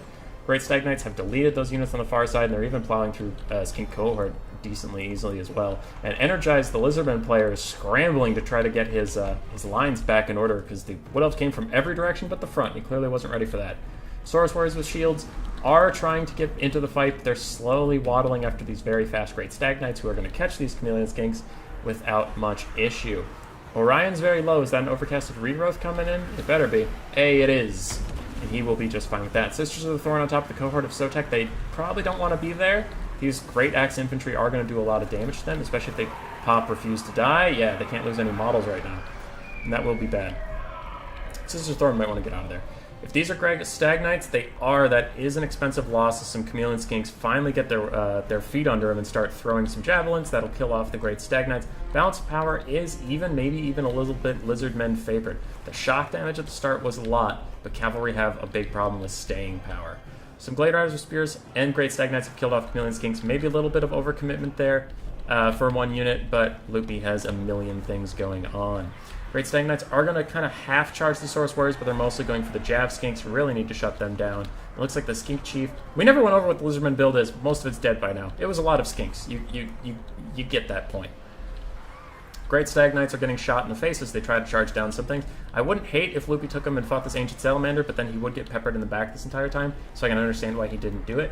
It is a hard call to make. Sisters of the Thorn and Great Stag Knights are trying to fight with a Feral Manticore in the cohort of Sotek, but they decide not to take that fight anymore and run away. I believe that's another Gehenna's Golden Hounds coming from Orion, and he will get shot in the face by the Ancient Salamander.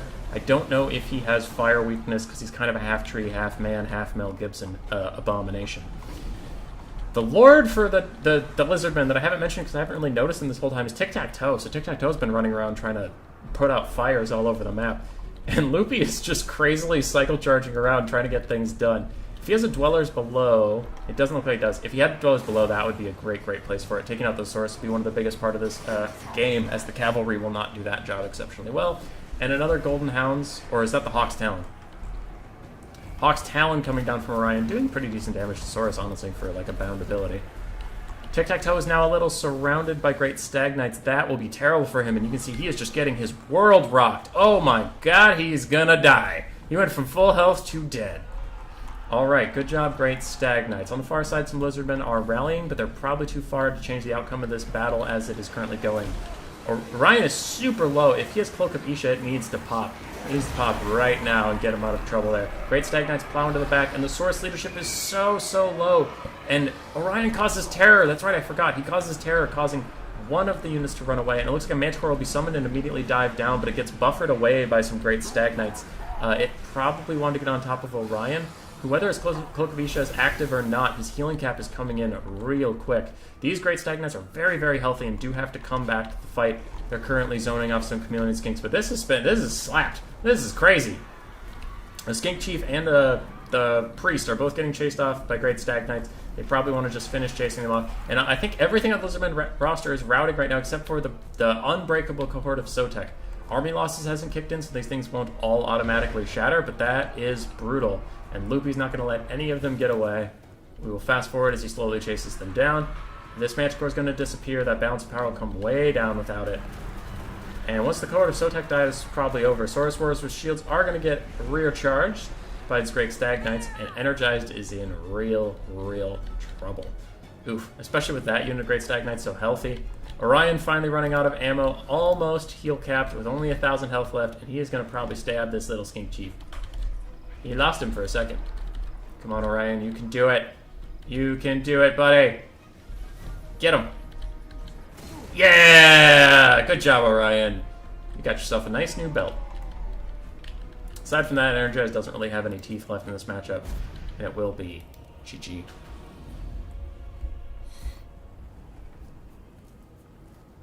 I didn't guess a winner because the game ended very, very quickly. Very, very quickly.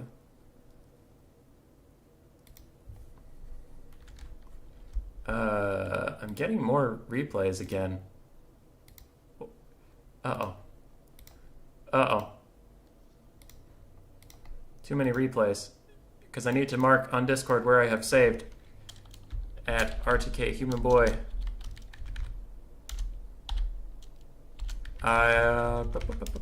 Save to here. There. Now I can stop answering these things because I won't forget where I am. Wait, is that a huge fly squad bingo? And did I send a Bretonian without Faye? Okay. Cool, cool, cool. Yeah, that's where we're at. Hey, 15 people, how's it going? Orion and Horse Mage can count as half each. Nice. Nice, nice, nice. Okay. Anyway, what are we doing? Orion got 2,015 value. The Life Mage got 3. So that's pretty good. You know, you love 3. Aw, there's a downvote on the video. Someone didn't like it. That's silly. Great Stagnites. Oof. Oof. Great value. One of them got near 2,000. 1,300, 1,600, 1,500, 1,300. And Sister of the Thorn got almost 1,300 as well. So all of his stuff is really efficient. But it had to be. He had so little things. If he didn't get value on them, what was he going to get value on? Lizard struggled. The Saurus did well, but everything else got run down immediately. Ooh, that Skink Skirmisher did okay. Chameleon Skinks struggled a little bit. A couple of them paid for themselves. And the Ancient Salamander paid for itself. I think Energized got a little bit of inflation because of how much healing was going on the Wood Elf side, so they got more health back and stuff. But we will delete that. And then take you back over to the thingy. The thingy-majigger. Okay, what do we got? What do we got? Inor Cav win a game. We got that. Check mark. Scale win 4K or more value on a unit. Nope, nope. Nope, nope. Nope. Nope, nope, nope, nope. Nope. Nope. Alright. We're slowly getting there. Slowly getting there. ODM Loopy, the point is for him to keep streaming. I would like to end at some point. Oh, we can do Deadly Bunnies' replay in a second. I will flex on everyone. I'll flex on everyone by letting you watch me destroy Butcherbird.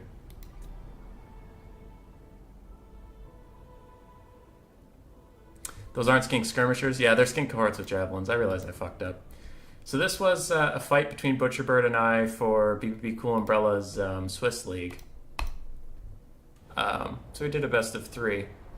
And both the replays are here. Now I'm going to bet on me to win because I have a good feeling about this. I have a pretty good feeling about this. Oh yeah, and you brought Warp Fire Throwers, didn't you? Okay, I also get that one.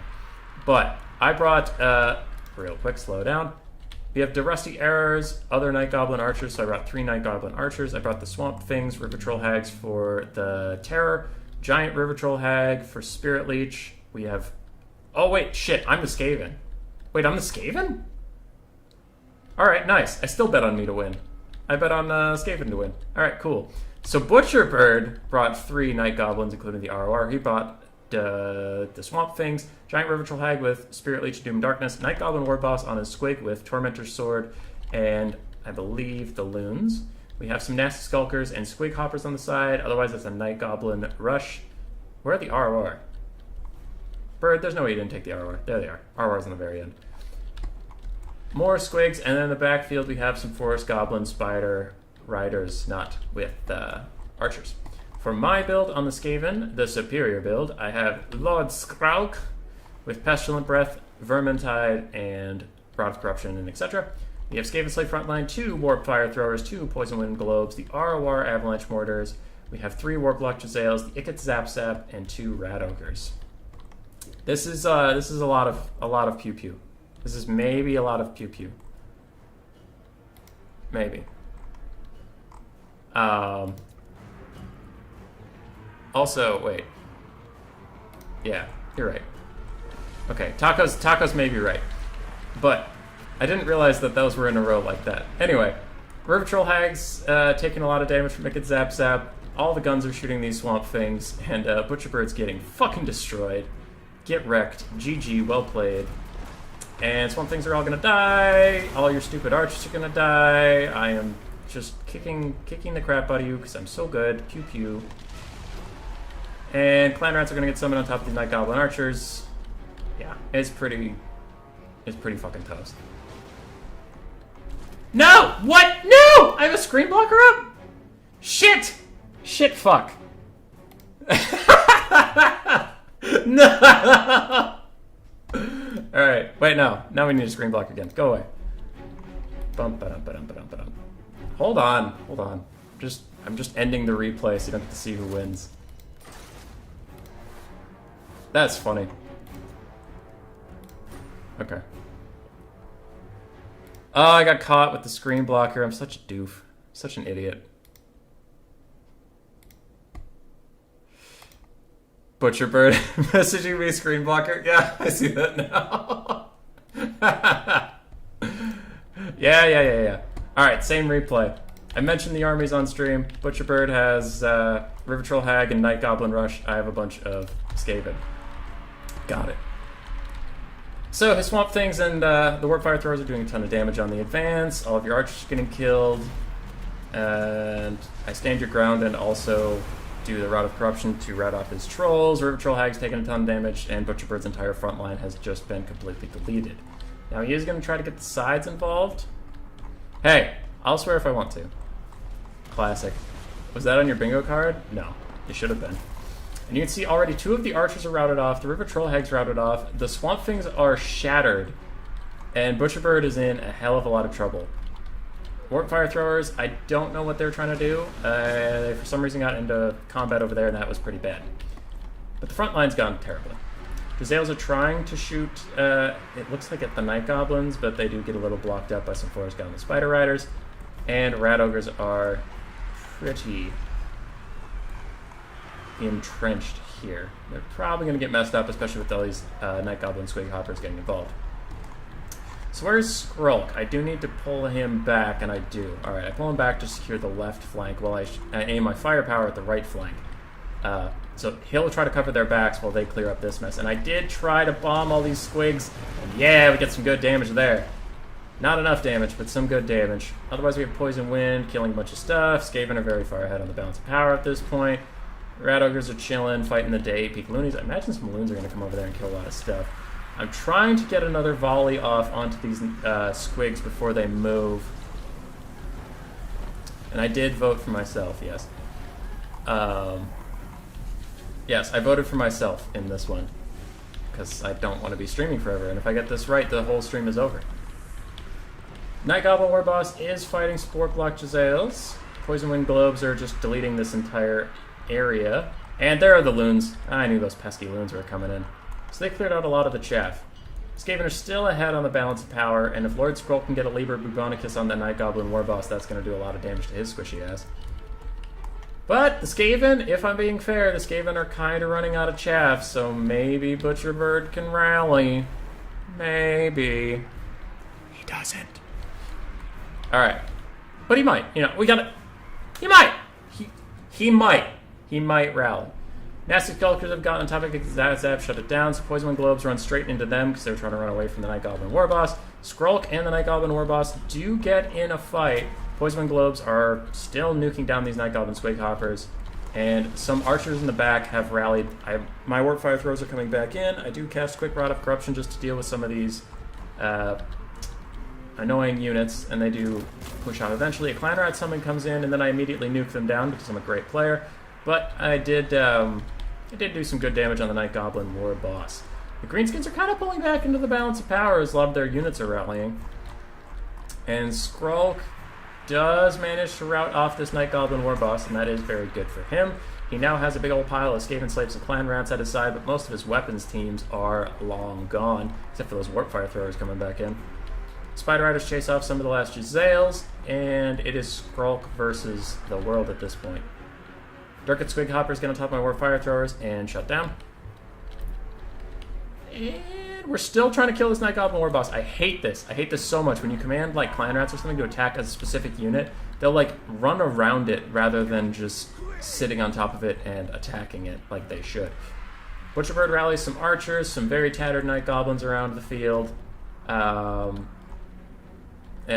that's that. Maybe they'll get to shoot sometime soon. And he is now actually getting pretty far ahead on the balance of power, even though I felt like I was doing pretty well here. Skrulk's still right on top of this Night Goblin War Boss. He's taking no damage because my Clan Rats are all idiots and running around in circles rather than just attacking him. Poison Wind gets on top of some of the Squig Hoppers. Man, all these Greenskins are so low. If Skrulk can kill this Lord, the leadership debuff alone would win this game. But those Clan Rats, man, they love running. They love just running back and forth instead of standing on top of him and blocking him in for me. Oh boy, they love running. They love running in fucking circles for 20 hours straight. I wasn't mad about this at all during the game. I loved what they were doing. Just, hey, you guys want to go this way? No, you want to go this way? How about this way? What if we go that way? What if we go this way? And I'm like, block him! Block him in, you idiots! And now they let him go, and he's running away. You damn idiots! I hate you so much. Alright, at that point, he has gotten away, and he's faster than me. So I do pull Skrulk and all my Clan Rats over to fight these Night Goblins, try to break them off. Another Rod of Corruption comes down, catches 2, maybe 3 units. Trying to just break them all off. Balance of Power is actually going pretty far against me at this point. And the Rusty Arrows are shooting in. The other Night Goblins are almost in range to shoot as well. I think I'm going to cast a Summon pretty soon now that all my help is leaving me. Yup. And a Clan Rat Summon comes in. Butcherbird's going to wait this out a little bit. His Night Goblin has rallied in the far field because of my stupid fucking Clan Rats.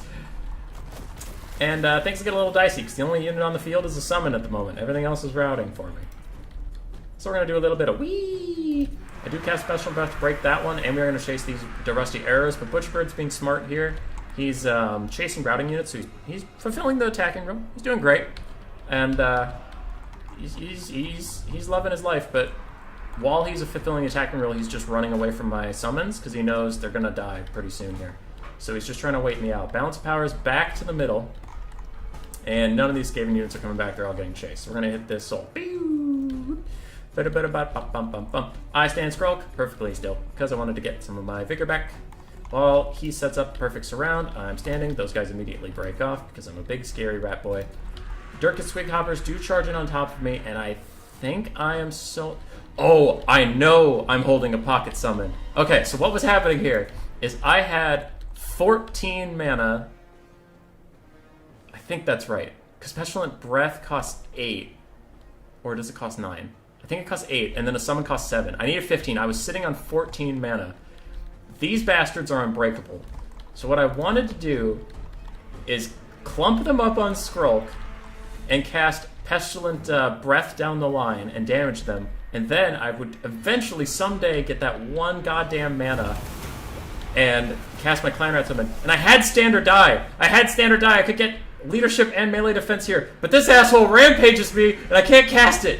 So he's coming in and I can't cast my damn ability. And he gets a nice little charge on me before I can get it off. And that thing bugged there, but I was rampaged for a little bit longer. You see, as soon as I unrampage, I cast Stand Your Ground. And I do get a nice wallop in on him.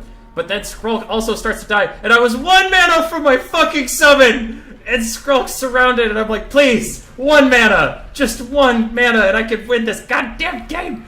Swig Hoppers punt Skrulk, and then his leadership goes negative, and I lose. And I needed 1 fucking mana! Oh, I was so pissed! Oh, yeah. That was funny.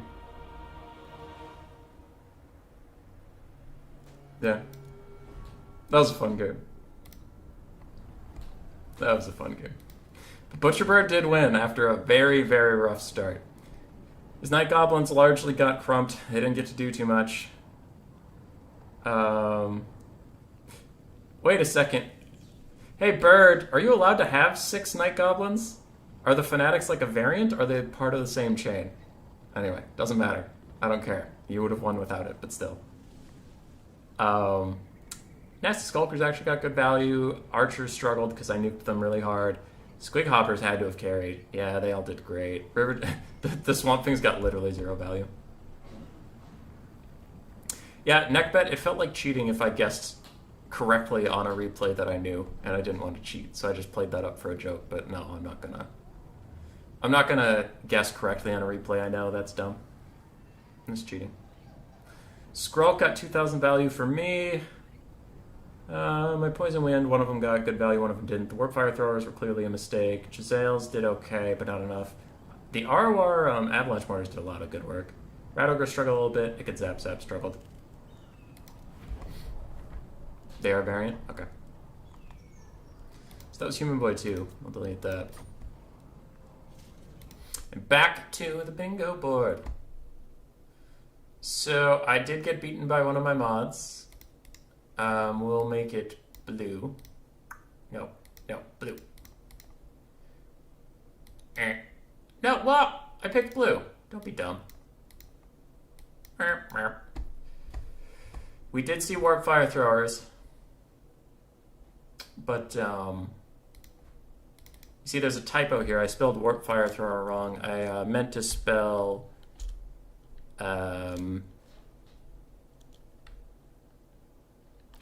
Bloated Corpse. So you see, I didn't actually get that one right. I was close, but I didn't get it right. I didn't. That's a shame. All right. Why I actually did that is because I didn't realize that in this diagonal I would get 2 in a row and with a free space. So that's kind of dumb. So I'm just gonna change that. My bad. Problem is I didn't have enough Death Globe bombing with your own Skaven. That would have won. Damn, that Crowfather dude is great. Yeah, Butcher, you are great. You know what, Bird? You know what? You're just a pro, and I suck. I got a blue X because I got beaten by my mods. Butcher Bird. Other than that, everything else is fine. Yeah, everything else is fine. Okay, I'm gonna remember to take you back to the game this time without a giant screen blocker. We'll go with Crying is not free. It's Cry is free Skaven versus TN's Vampire counts. truly is football seasons. What are you people saying while we load in? We have no proof this is the same replay. Yeah. If you get right, the mod lost you. Win-win. He was scared of the power of counts ranged. Dude, I want to see a Queen Best too. I have no idea what these replays have installed in store for us. The problem is you didn't have enough death gloves. You already read that. Ryan Smith, who? You're who? What? You're who? Dude, what? You what? Okay, so for TN on the Vampire Counts versus the Skaven, I think he and I have played this matchup before, so he should be quite proficient at it. We have 2 Blood Knights, one of which is in the trees. We have Vargeists up in the sky. That's interesting. We have 2 Dire Wolves, it looks like, right next to each other in the trees over there. Skeleton Warriors, Zombies, Vlad von Karstein, and 2 White Kings. For the Skaven of... I already forgot. Cry is free. We have 3 Poison Wind Globes, double Hell Pit Abomination, Gracier of Plague, Assassin, and is that Deathmaster Snitch? It should be. Probably Deathmaster Snitch. Alright, the Skaven front line has already entirely collapsed. Clanrat Spears and Council Guard Storm Vermin Halberds behind them. Vlad is not having a great time, actually. At all. I still can't tell who the Lord is. He's buried in here somewhere. Oh, it's Double Assassin, the Gracier of Plague is Lord. Got it. I thought that was a bell for some reason. Like a Plague Furnace bell. Okay. Anyway, otherwise... I could bet on who's going to win, but the game already started while I was casting the thing, so we're just not going to for this one. Vlad von Karstein's running away from the assassin. That's a new sight. And Double Hell Pit are trying to fight White Kings. They're pretty bad at doing that. If your target's not large, they're pretty bad at fighting it. But Vlad is going to turn around. He's probably going to kick this assassin's ass, even though his health is really low. Vlad's just like a way better combatant than the assassins, so he'll be okay there. Dreaded 13th, someone comes down and kills a zombie and a skeleton warrior. That feels nice, but it's only about 400 value.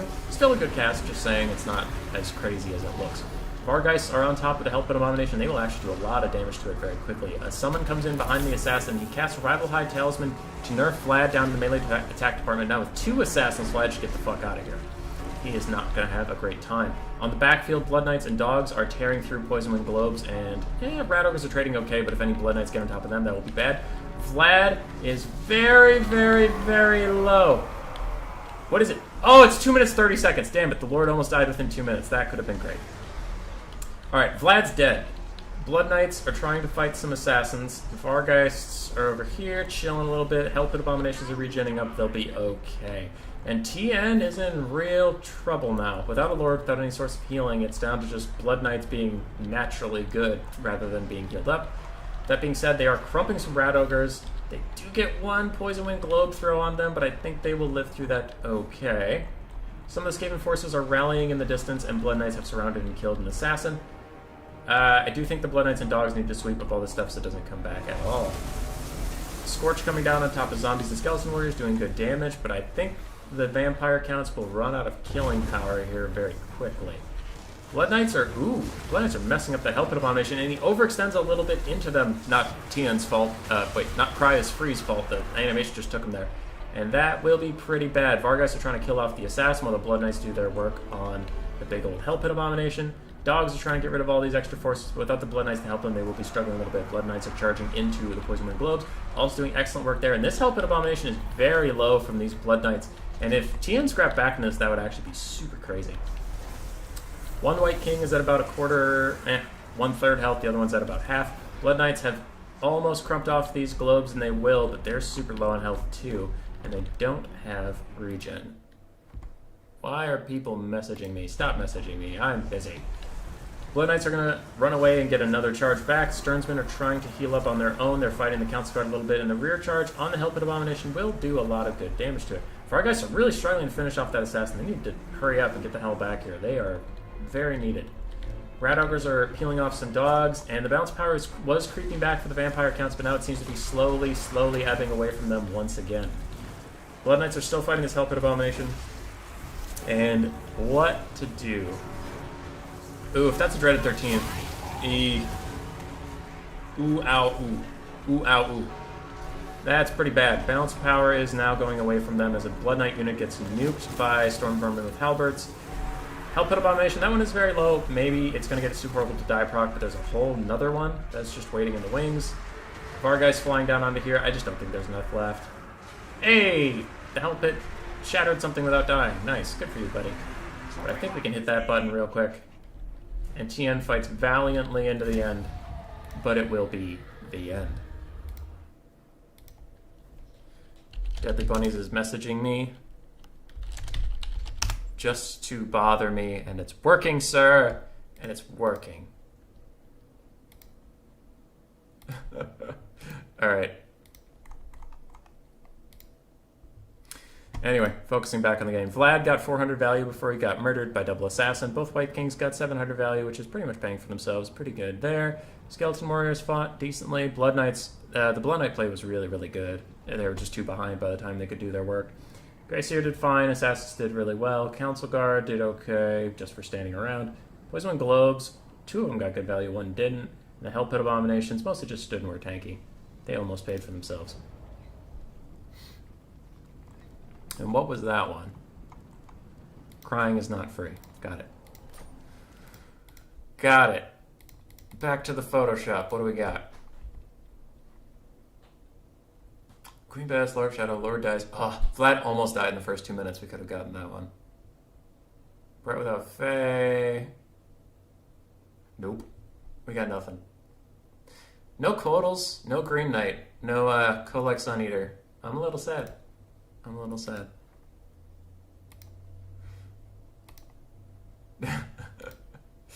I'm getting trolled. Cyrus is now trolling me too. Oh, I breed a good community.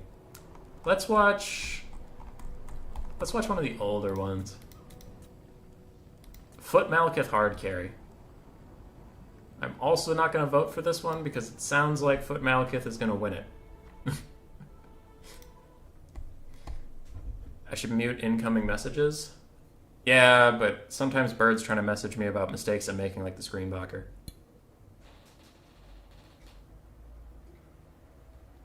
Alright. It's okay to read my comments multiple times, they're just that good. Hell yeah. Hell yeah. So we have Cool Umbrella versus M and Axim. And judging by the name of the replay, I'm pretty sure the Dark Elves are going to win, so I'm not going to bet on that. Hey, we get a War Hydra! Hell yeah.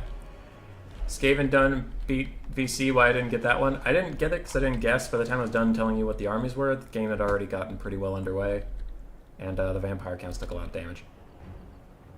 Oh shit, you're right! You're right. On the blocker, the Skaven beat VC. I see. I'll have to remember that. War Hydra had a terrible day. What the fuck? It looks like that was a fireball from the Skink Oracle overcasted a little bit, and Krokgar got Hand of the Gods. And sorry, I'm swearing too much. I'll lay off. But that did like half damage on him. Thankfully, he has regen. But damn, dude, lay off. Lay off a little bit. Okay. Yeah, that was. Ooh, that was. Ooh, owie. Okay. All right. What else do I haven't even cast the builds. I'm not going to bet on this one because it sounds like Foot Malekith hard carries. In the back, we have 4 Dark Riders. We have some Dark Shards on hills, 3 Reaper Bolt Throwers, an Assassin, Malekith, a Master, Malekith, War Hydra, otherwise Dreadspear frontline, and 1 Chaos Feral Manticore. For the Lizardmen, we have a Skink Oracle that we just saw with Fireball and Healing, Krokgar with Hand of the Gods, and Swiftness of Itzel, some Skink Jav. Yeah, 5 Skink Javs. It looks like 4 Saurus Warriors. And then 2 Saurus with Spears. Oh, 3 Saurus with Spears. Yeah, pretty simple Lizardmen infantry rush. Overcast damage on the Skink Oracle for overcasting the Earthblood and getting pelted by these Bolt Throwers is just doing so much damage to him. He might already break, the filthy coward. I think Krokgar needs to get a little more aggressive.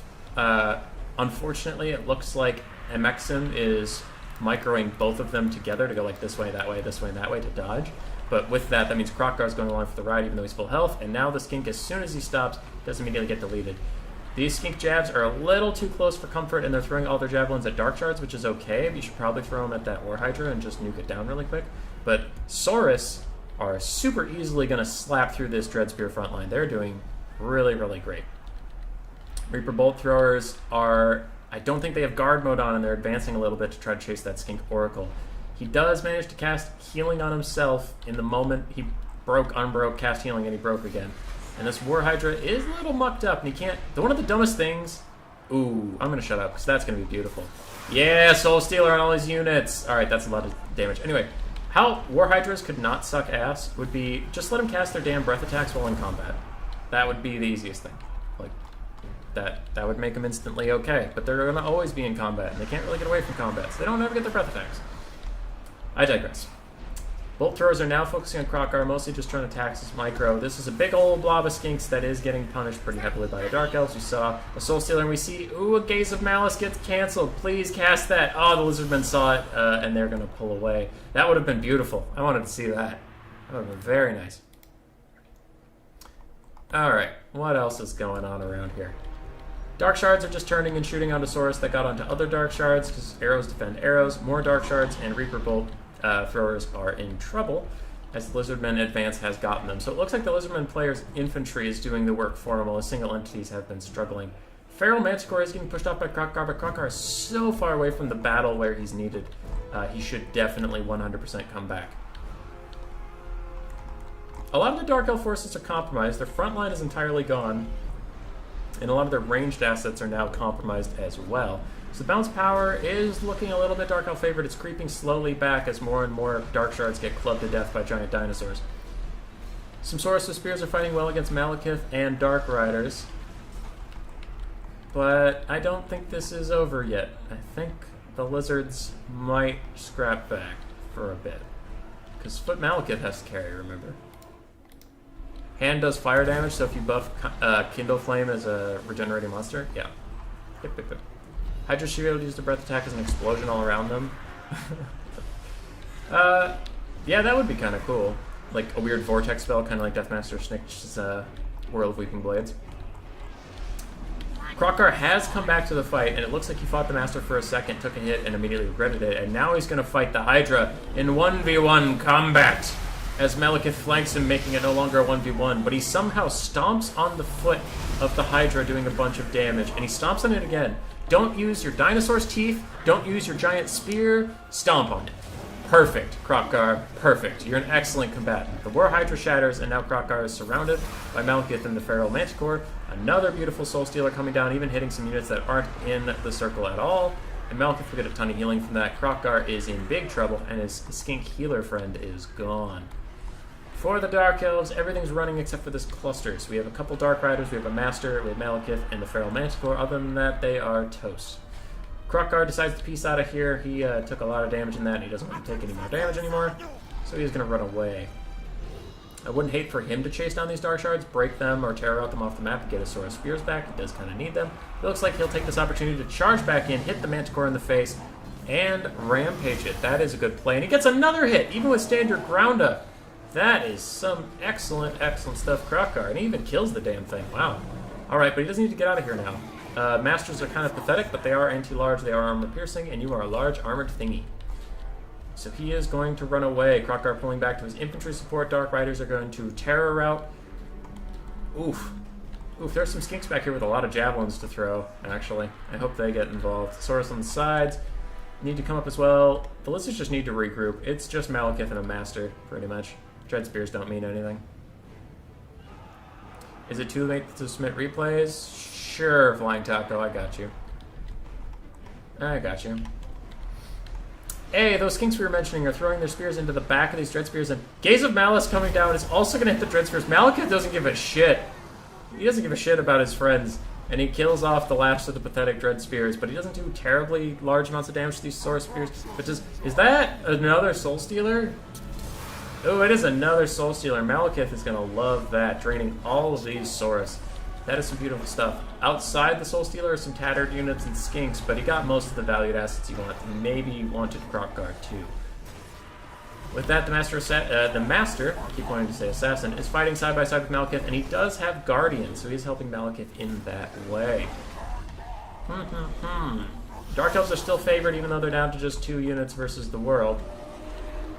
And Krokgar is trying to get a good cycle charge in, and he runs straight through all his own units, failing to get an attack animation off, and then he stops and patiently tries to stomp on Malekith, but he's taking a lot of damage in the meantime. He does need to get back out of here before he dies. He does need to get back out of here before he dies. He needs to get out of here before he dies. Please, for the love of God, run away! He's gonna die. No! Alright, he's already positive leadership, so he's gonna come back, but definitely stayed too long there. Definitely stayed too long. The Master is slowly breaking, and Malekith's healing cap is actually in sight. I don't know if he even has enough Wind of Magic in the reserve to get another Soul Stealer. Malekith's Soul Stealers are more expensive than Marathi's. Saurus are still piling in, fighting the Master. We're gonna just hit that button real quick. Everything breaks. I'm really surprised Krokkar didn't come back, actually. Huh. Oh, stretched. Malekith got 3,100 value. Master got 400. Dread Spears all got 300 apiece-ish. Dark Shards, 500, 400. Dark Riders got some good value. Poor Hydra suffered a lot. Reaper Bolt Throwers did well. Umbrella won the early game pretty hard because of all of his ranged assets, but there's just so little frontline for him that as soon as the bump and grind started, it didn't matter how far behind the Lizardmen were. Krokkar got 1,700 value. Skink Oracle got sniped immediately, so he didn't get very much of anything. Saurus all did pretty well, and the Jav Skinks did fine on the whole. So that was Umbrella versus someone. Foot Malekith hard carry, that was it. And I didn't guess on that one because the name implied who won. Alright, Photoshop. Someone did tell me that I missed one. Thank you, whoever you were. You will help this stream end faster. Skaven did win versus Vampire Counts for Cries Free. Did anything else happen here that we care about? No Lore of Shadows. Malekith still had a Master on the field. He was routing, but he was on the field, so that doesn't count. Alright. Still going. What's our closest? We could get Green Knight and Miss Rat to say hi to the stream. That would end it. But otherwise, we're doing okay. We're doing okay. Take you back to the game. Who's messaging me? What do you people want? Okay, people are submitting replays. I think Taco said he was going to submit one. We'll see. He's dead now? Yeah, he's dead. He's big dead.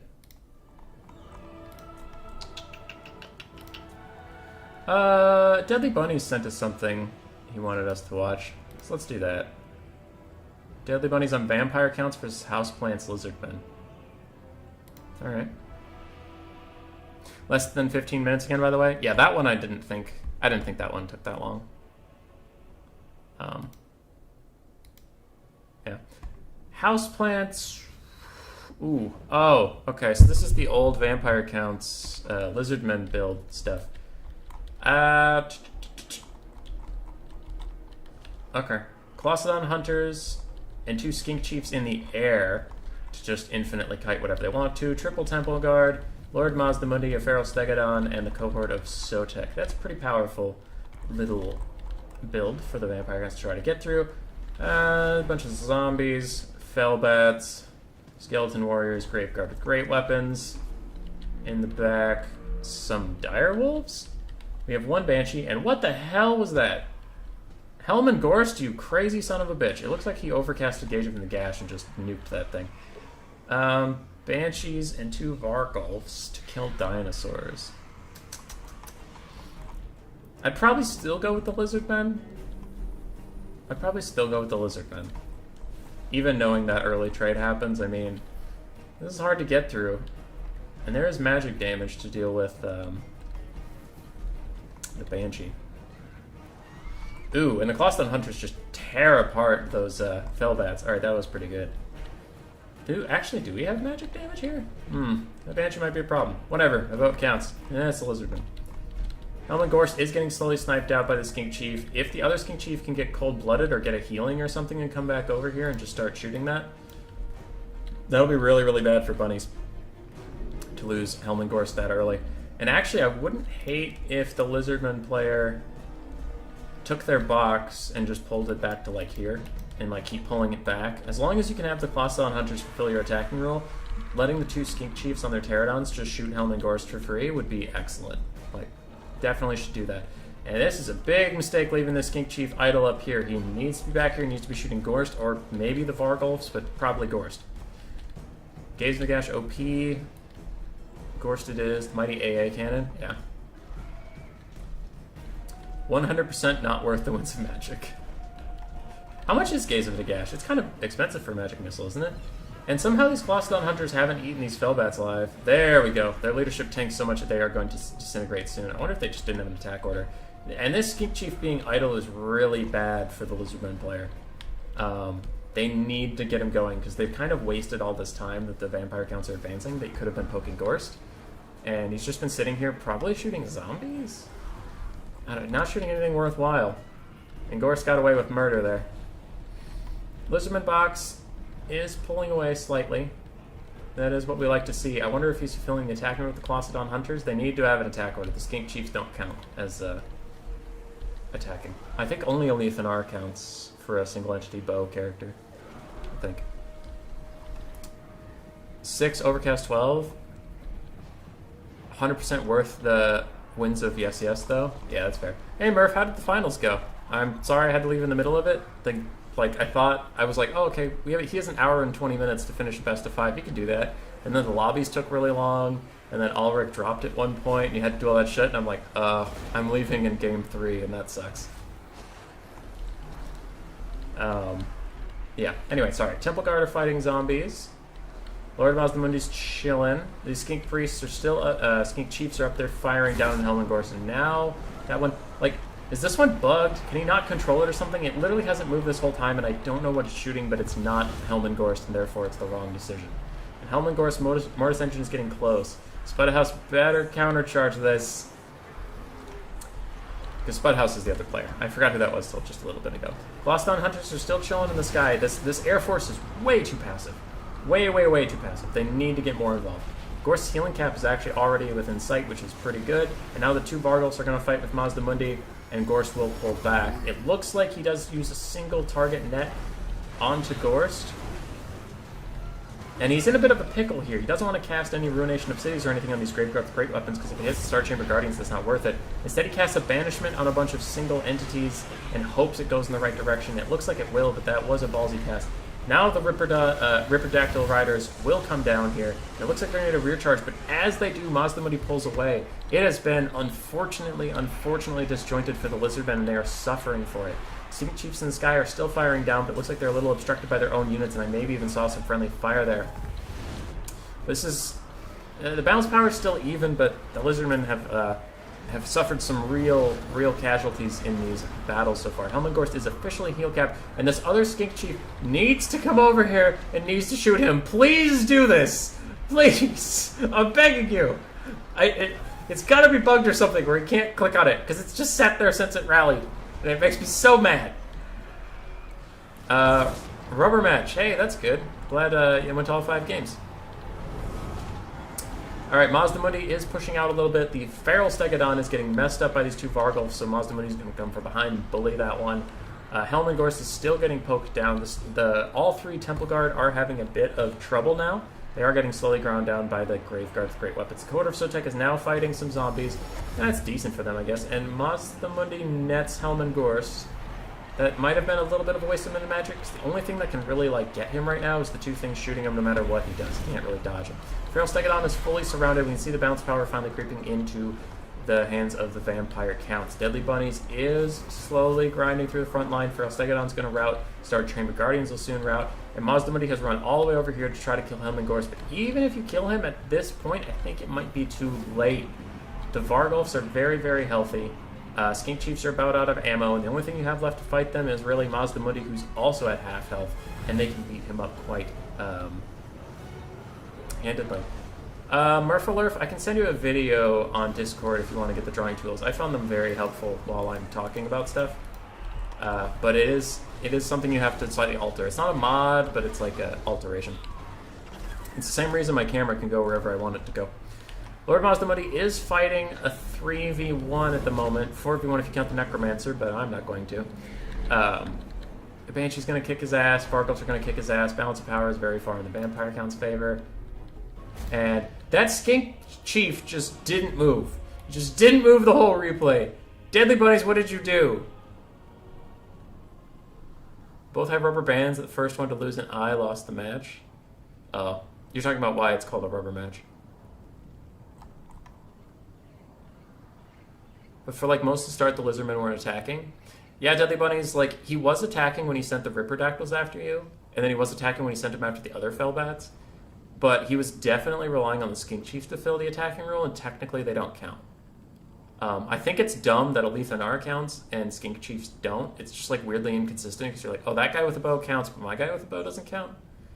Anyway, Gore struggled to get value, but he did get 1,300 in the end. Fellbats didn't really get any, they just died. Dire Wolves died, and Vargulfs did great. Banshee did okay. Mazdamundi did well. Skink Chiefs, one struggled. I think this is one that was AFK. There's no way that that was shooting the right targets. That one got a lot of value. If both had been firing like that, oof, Deadly Bunnies might have been in trouble. Temple Guard really didn't do that great against the Gorstis engine, and Graveguard with great weapons, and then the Feral Stegodon struggled a bit too. So, did we get anything on the old bingo card?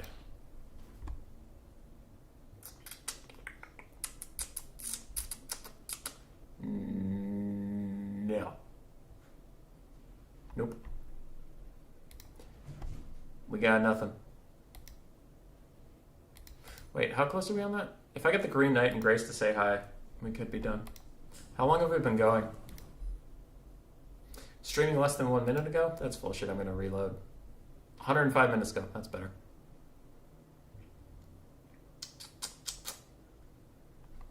What the hell? Oh, okay. Duras is doing a bunch of time codes. I was like, why am I getting so many notifications on YouTube? What was that? That was the AA cannon. Why, Deadly Bunnies? I'm gonna regret asking you this, but why is it called the AA cannon? Anti-aircraft. I guess Lizardmen, Hank Cyrus. I think. Chaos versus Lizardmen. Oh, these are the new ones that Butcherbird sent in. I'm curious what this Griffins versus Blackguard is about. We'll watch this one. Hey, we got Rapunz de Leones. I love Rapunz. I wish she was a more meta lord. She's one of my favorites. Henry de la Massif. Oh, Bretonia versus Dark Elves. I really don't get to see this matchup too much. Okay, gotta do the builds quick so I can actually guess without someone getting nuked right in front of me. Peasant Mob, Men-at-Arms, Polearms, Men-at-Arms. Big old mix here. A mix of frontline. Otherwise, we have some Peasant Bowmen with Pox and Fire Arrows for, I believe, Hayden. SQPR, Hayden. 2 Field Trebuchets, 2 Royal Hippogriff Knights in the sky with Henry le Massif. And we have Rapunz de Leones on foot, leading the peasants against the evil Dark Elves. We have Dread Spears, Dark Shards, all across the front line. Dark Shards are not shielded, so they will suffer in their trades with the peasants. Blackguard and Negron, it looks like we have 3 of them in the back line, and those are the most accurate trebuchets I have ever seen in my entire life. I'm going to bet on Bretonia here. I think, without any cav... Oh, okay, they have some repeater crossbows. What does Malekith have? I think that's Malekith, right? Yeah, Malekith has... Sword of Storms, Swordstorm or something.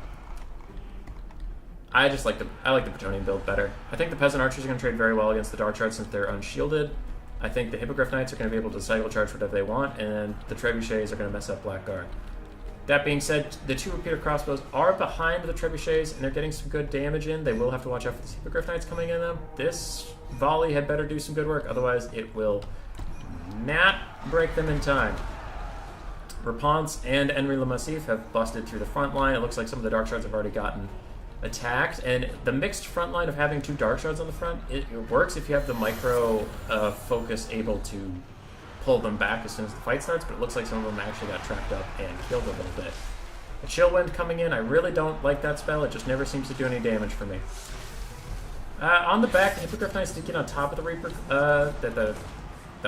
Repeater Crossbow Cav, and for them that is very bad. There is a Sword of Storms coming down here, but I don't know what it was doing. It might be attacking Peasant Mobs, but it almost did some friendly fire on the Blackguard. Now, Rapunzel being surrounded by Blackguard and Malekith will probably mean she's going to die, but that also clusters up the Blackguard for all of these Trebs you see firing in. And if even some Bezant Bowmen can start firing in, I mean, 100 armor is good, but you're unshielded. Volume of fire is a thing, and it's impossible for them to miss in this kind of cluster. It does look like Henry Le Massif has abandoned Rapunzel to her fate, though, and she might die. And I don't really know what that chill wind was for. It was, it might have been a miscast. Might have been a miscast. Hippogriff Knights are taking out all of the crossbowmen. These repeater crossbows did get away from the other hippogriffs, and they're back on the trebuchets, but we're kind of past the point where the trebuchets are useful. The infantry line has already buckled largely, and the Dark Elves are very far behind on balance of power already. Malekith's full health. Rapunzel is very injured, but that's really the only thing going in their favor. A lot of the Dark Elf infantry are dead or wounded. Royal Hippogriff Knights are back on top of the repeater crossbows, shutting down one trebuchet before they get attacked by a bunch of griffins. Archers are firing in on the backs of the Dark Shards, and Blackguard Henry Le Massif gets back into the sky, and Rapunzel will actually even rally pretty soon here, since the only thing near her is running away. Dark Shards are shooting her in the back, and it looks like another one of those weird Dark Elf pew-pew things is coming down. I always forget what it's called. Wand of Crydon? I don't remember. It's a bolt. It does a little bit of damage. Now Malekith is charging straight towards some archers that could turn and shoot on him if they wanted to, but they're instead getting their value on the Dark Shards and Blackguard. That's not a bad choice. And Henry will try to duel the Malekith. And from behind, he can certainly take this heathen. It looks like a Gaze of Malice is being cast on Rapunzel. I wonder if there are some miscasts going on there. He's just clicking too fast, but the spells he's using are not very good against single entities. Other than that, peasants are slowly closing this out, and another chill... What the hell is going on over there? Another chill winch is attacking Rapunzel, but it doesn't quite reach those peasant mobs. Oh, he's trying to slow her. That's it. He's trying to slow her down with them. It's an expensive Winds of Magic for a slow. We have a full health Hippogriff Knight unit running around. Rapunzel is officially dead for the Bretonnians, and that will hurt their leadership, but Malekith's taking a lot of damage. Peter Crossbow's taking a lot of damage. Blackguard are all super fucked up. I don't know about this one, boss. Balance power isn't over. It isn't over. Is that the Green Knight's name? I don't know. Oh, no, his name is Gilles Le Breton. I actually do know that. Yeah, okay. Just submitted the one in Discord. That is correct. Yes, Taco. I have not looked for a little bit, but I could potentially get to it. Or potentially not. There are a lot of replays here. But if I do not get to it in this stream, I will get to it in the next stream. And the next stream. And the next stream. Because I will not leave a replay behind. Malekith is now fighting a bunch of Royal Hippogriff Knights and not loving his life while he does so. Somehow the Blackguard and Nagaron are still here, even though they're all super, super wounded. Dark Shards are trying to rally in the backfield, but the bounce power is going further away from the Dark Elves as more things die, as more things are brutally murdered by giant flying hawk monsters. Malekith being one of them. I'm going to just hit that real quick. Okay, Blackguard have all officially ran away. Gaze of Pain coming down over there. Not going to do too much. Dark Shards are trying to shoot these Royal Hippogriff Knights. They're just doing some good damage of it. Peasant Bowmen are about out of ammo, but the Dark Elves are about out of people to shoot, and army losses will be coming in about now. Whew! Wand is Mama's item. That's a spell, Doombolt. Oh, thanks. Is he memeing with spells or replay bugged? I don't know. I don't think the replay was bugged because those spells were doing damage to things they actually hit, but that was interesting. Murphalurf. I was impressed. Yes. So that was kind of fun. Hi, Jeremy. I'm glad you're watching my stream. Good to see you, friend. Daco, you just said to replay that's called Pizza Pizza. I don't know what that means. Alright. Trebuchet's got great value because they're shooting Blackguard and Nagaron. All the archers got really, really good value for Bretonnia. Henry got excellent value as well. Okay. Hayden's confirming the replay was not bugged. So it looks like Pertinax was using the chill winds for a slow, which I think is I think that's expensive. Malekith got a lot of value fighting Rapunzel, kicking her ass. Dread Spears did fine. Blackguard just got murdered by super cheap peasant bowmen and trebuchets. One of the Dark Shards got great value shooting the Hippogriff Knights. But, I mean, halberds are good against Bretonnia, but also some of the cheapest and most cost-effective archers in the game are on that faction. And they'll take out a lot of Blackguard. I think just getting a Soul Stealer on Malekith and cutting the other spells would be better there. Yeah. Repeater Crossbow Cav did pretty fine. I love the Rapun's pick, though. It's a shame she got surrounded by Blackguard and murdered a little bit, but she was a distraction for a greater purpose. For the trebuchets. For the mighty siege engines of the French. And I did guess Bretonnia was going to win. Ah, Hayden's confirming he's a part of your clan and a newer Warhammer player. That would explain why his spell play isn't exactly perfect. Yeah. Well, he'll get better as he goes. Get better as you go. There's no way to, like, cross-platform raid from Twitch? No, not that I know. Not that I know. I mean, it depends on, Hayden, depends on how new that guy is. But that build wasn't that bad. Like, Blackguard have a place. I just think 3 of them might be a bit much. Maybe 1 or 2. Get a few more bleak swords, I guess, to cover your dark shards. And then deploy the dark shards a little bit further back. But the build itself wasn't very bad. And his play wasn't... the spell play wasn't ideal. The spell play wasn't ideal. I'll admit that much. But, like, as far as managing your units goes, he didn't play bad. So, there's a lot to take away from that. I did actually guess the winner, right? So we're gonna just do a little banana. Banana. Bananas have like a brown end, don't they? Bam. Banana. Anything else I get in here? Just Lord left at the end, Mr. Rat says hi. Hey, Brett wins without the Fae. Oh. That is also very true. From Hayden, we had a Rapunzel. We will go with red for her chevaliers. I want to do a star. Boop, boop, boop, boop, boop. Boop. Alright, good job, Bretonnia. Good job. If we get a bloated corpse, the stream ends. Otherwise, we got some work to do. Griffins versus Blackguard. That was a fun one, though. That was a fun one. The Royal Hippogriff Knights, they took way longer to kill stuff than I would have thought. I feel like they got some pretty good charges off and still just didn't do any damage. There's a lot of pizza going on. Alright, we have a decision to make. Do I ignore all of these wonderful people and appease the flying taco, or do I go with the first come, first serve?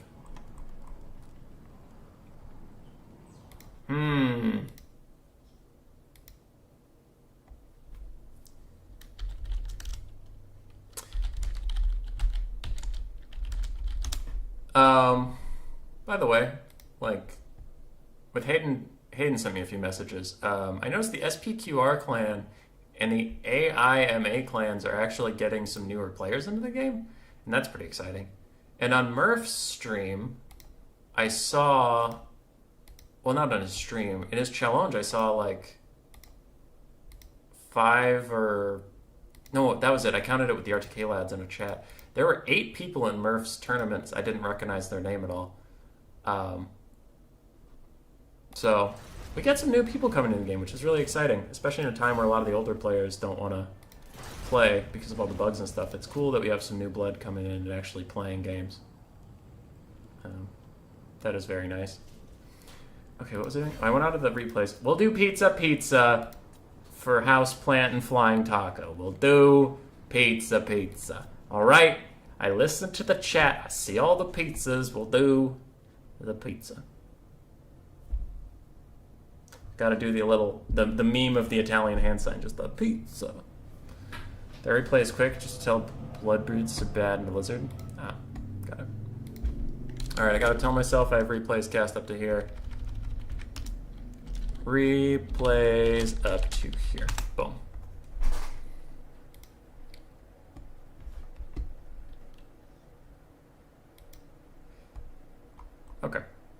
Anyway.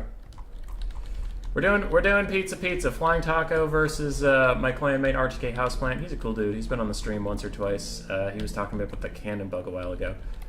So I believe, Taco, if you can correct us in the chat, you are the Dark Elves in this situation. So you have double War Hydra, Malice Darkblade on foot, a Sorceress of Fire with a Burning Head and Fireball, 2 Hargoneth Executioners, Bleak Swords, Dread Spears, 1 unit of Dark Shards, and Black Arc Corsairs with hand bows. Okay, I know what build I'm voting against, but we'll see. Like, I love you, but that doesn't look like it's going to win. On the other side for Houseplant, we have Oxyodal, a bunch of skink cohorts, some with jabs, some with just cudgel and shield. Backline is a bunch of Saurus Warriors and Saurus Spears. Then we have Feral Cold Ones on either flank, the cohort of Sotek, and a Skink Priest of Heavens with Windblast and Harmonic Convergence. Alright, one of these builds is Tryhard, and one of these builds is Flying Tacos. I'll let you figure out which is Flying Tacos. AIMA for the AIMA God? Yeah, they've been recruiting a lot. And SPQR is recruiting too. Well, I don't know if they're still recruiting, but they got a bunch of dudes I don't recognize. I met them on Logic_EU's channel. Otherwise, I hadn't seen SPQR at all. Yeah, lots of new folks. Awesome. We must grow the community! Yeah, Murphalurf, you're doing your duty. You're doing your justice. I'm new. Duras, you're new, but you still have 900 hours played? Hell yeah, dude. Hell yeah. After this stream, remind me I have a tip for newer players, but I am going to do this. So, the front lines have advanced while I've been chatting about nothing, and it looks like we have a second breath attack coming in. It does maybe have a nice angle. Oh, but it targets all the wrong units. You wish it targeted that. Cam, woo. Hi. So Saurus are getting into combat with Dread Spears and Bleak Swords. That is not going to be good for the Dread Spears or Bleak Swords, but hopefully Malice Meme Blade can turn this around. And ooh, Burning Head. Yeah, Burning Head! It gets so many Saurus. And Houseplant is going to wish he had seen that one coming, but he responds with a Wind Blast. That's not nearly as effective, but it sends a message. Burning Head does curve back into some skinks, but it does barely any damage. Hargoneth Executioners, already wounded, get into a fight with some Saurus, and they aren't winning by as much as I would have hoped.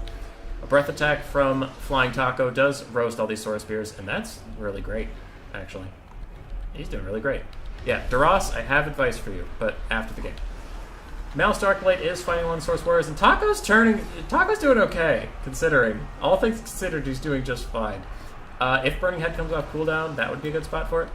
Otherwise, we're doing fine here. War Hydra is fighting Saurus Spears. This one is about half health, but they do have regen, and Oxyaldo's poking the crap out of it. Malice Meme Blade has not taken a ton of damage, but he has a full restore of health whenever he wants it. How's the battle going? Feral Cold Ones are flanking. Ooh, Dark Shards are going to get mega fucked up. Alright, that's not ideal. They are going to die for Flying Taco. The War Hydra turns around. Maybe he can go rout them off, but we will see. A lot of the Skinks have thrown all their Javelins. They did do good damage into this Hydra and those Executioners. And the Hargoneth Executioners are struggling to really stay alive. Like, they're doing good damage when they're fighting, but otherwise they're just taking too much damage. Dark Elves' Murderous Prowess is active. It does get their whole army a buff, and the Lucimen are behind on the leadership. The balance of power, and Malice hasn't even transformed yet, so that could be very, very spooky. And I think Taco's going to pull this out with this weird-ass build. I think. Alright, Fireball comes in, does a lot of damage to Saurus, because it was cast on the side there. Hellobroni, Spears. Wow, they're actually still full health. Where have you guys been all fight? And what's going on? The Lizardmen are running out of steam. A lot of their Saurus have taken a ton of damage, and they're pretty much down to Oxyodal and their caster. Other than that, they have a bunch of chaff that's trying to come back in the fight and die.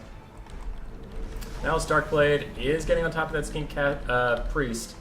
He gets one hit and he walks away. He was just sending a message, and he's like, "Oh, what was that? You're talking to me?" And he runs up and stabs him in the back again, just to make sure he really sends the point home.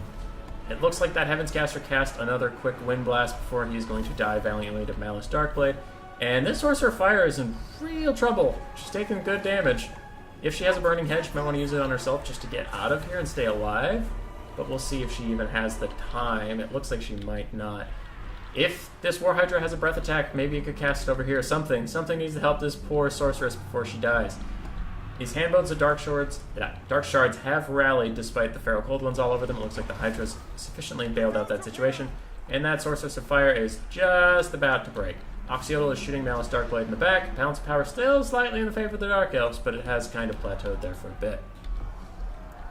Both on one is just awful. Okay, you guys are talking about pizza again. Taco, why is this called pizza? Anyway. Sorceress of Fire has broken. She is at about half health. A unit for the Dark Elves was wiped out rather than ever surrender or give in. I believe that was a Hargoneth Executioner. The other Hargoneth Executioner is following Malice around, being his entourage, going to fight some skinks, feel great about themselves. These Hydras have plenty of healing left to go, and I don't see enough on the battlefield that can kill them. I think these Hydras will carry the game. Here for the Mr. Taco. Taco. Taco sending me a message about pizza is very confusing.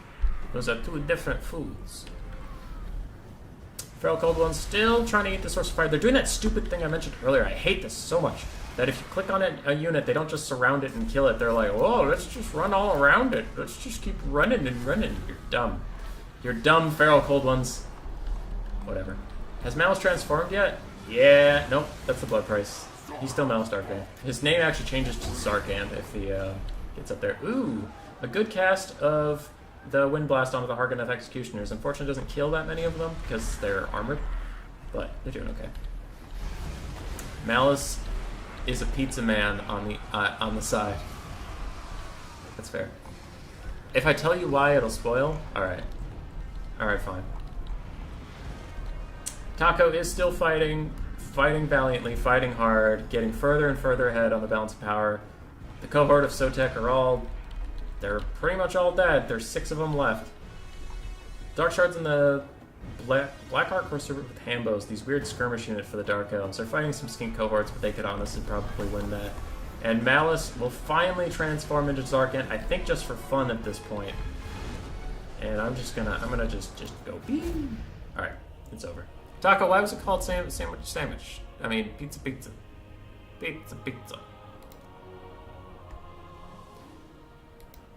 Okay.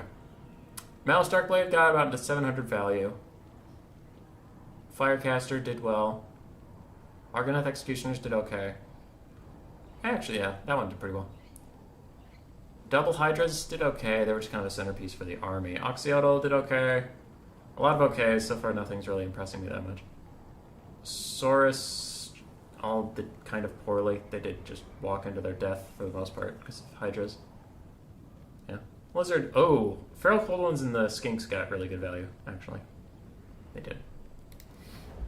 Can we able to delete pizza? Taco, what was the pizza? It's called pizza because Ice Power told me he would buy me a pizza if I won with this build.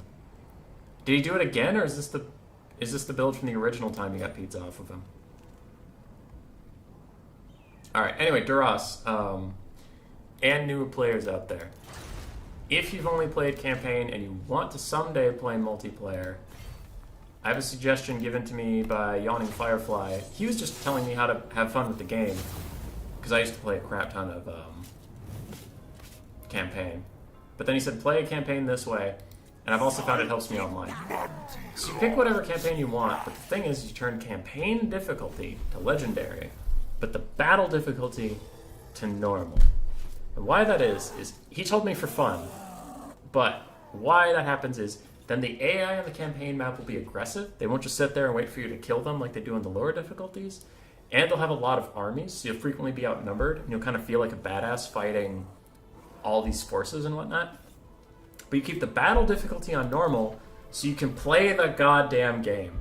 I hate playing on Legendary and very hard, because you have to cheese like Legend of Total War does, and that's not how I enjoy playing the game. Where, like, I swear sometimes you can charge, like, Silver Helms on top of archers, and they'll go combat even and even lose, because of all the buffs the AI get on the higher difficulties. So I just find Legendary campaign but battle normal is just more fun to play. But why I also think it's good for online play is because if I remember correctly, you can't pause. You can't pause in battle, so you have to micro your units effectively. Because you can't pause and cast spells correctly, you can't pause and manage all your troops. You have to get it right the first time. You're usually going to be outnumbered, so you can't... The battlefield isn't your oyster. You're usually having to dodge a lot of things and pay attention to a lot of things at the same time. And it gives you a lot of the skills you need to play online while you're still playing campaign. and I found it very fun. Now again, if you take a doom stack of 19 feral... Why am I blanking on the name? Feral Carnosaurs. If you take 19 Feral Carnosaurs and Krokgar, yeah, those battles aren't going to help you very much online. But with balanced armies or the early game, you can actually develop your online skills without playing other people. Anyway, that's my advice.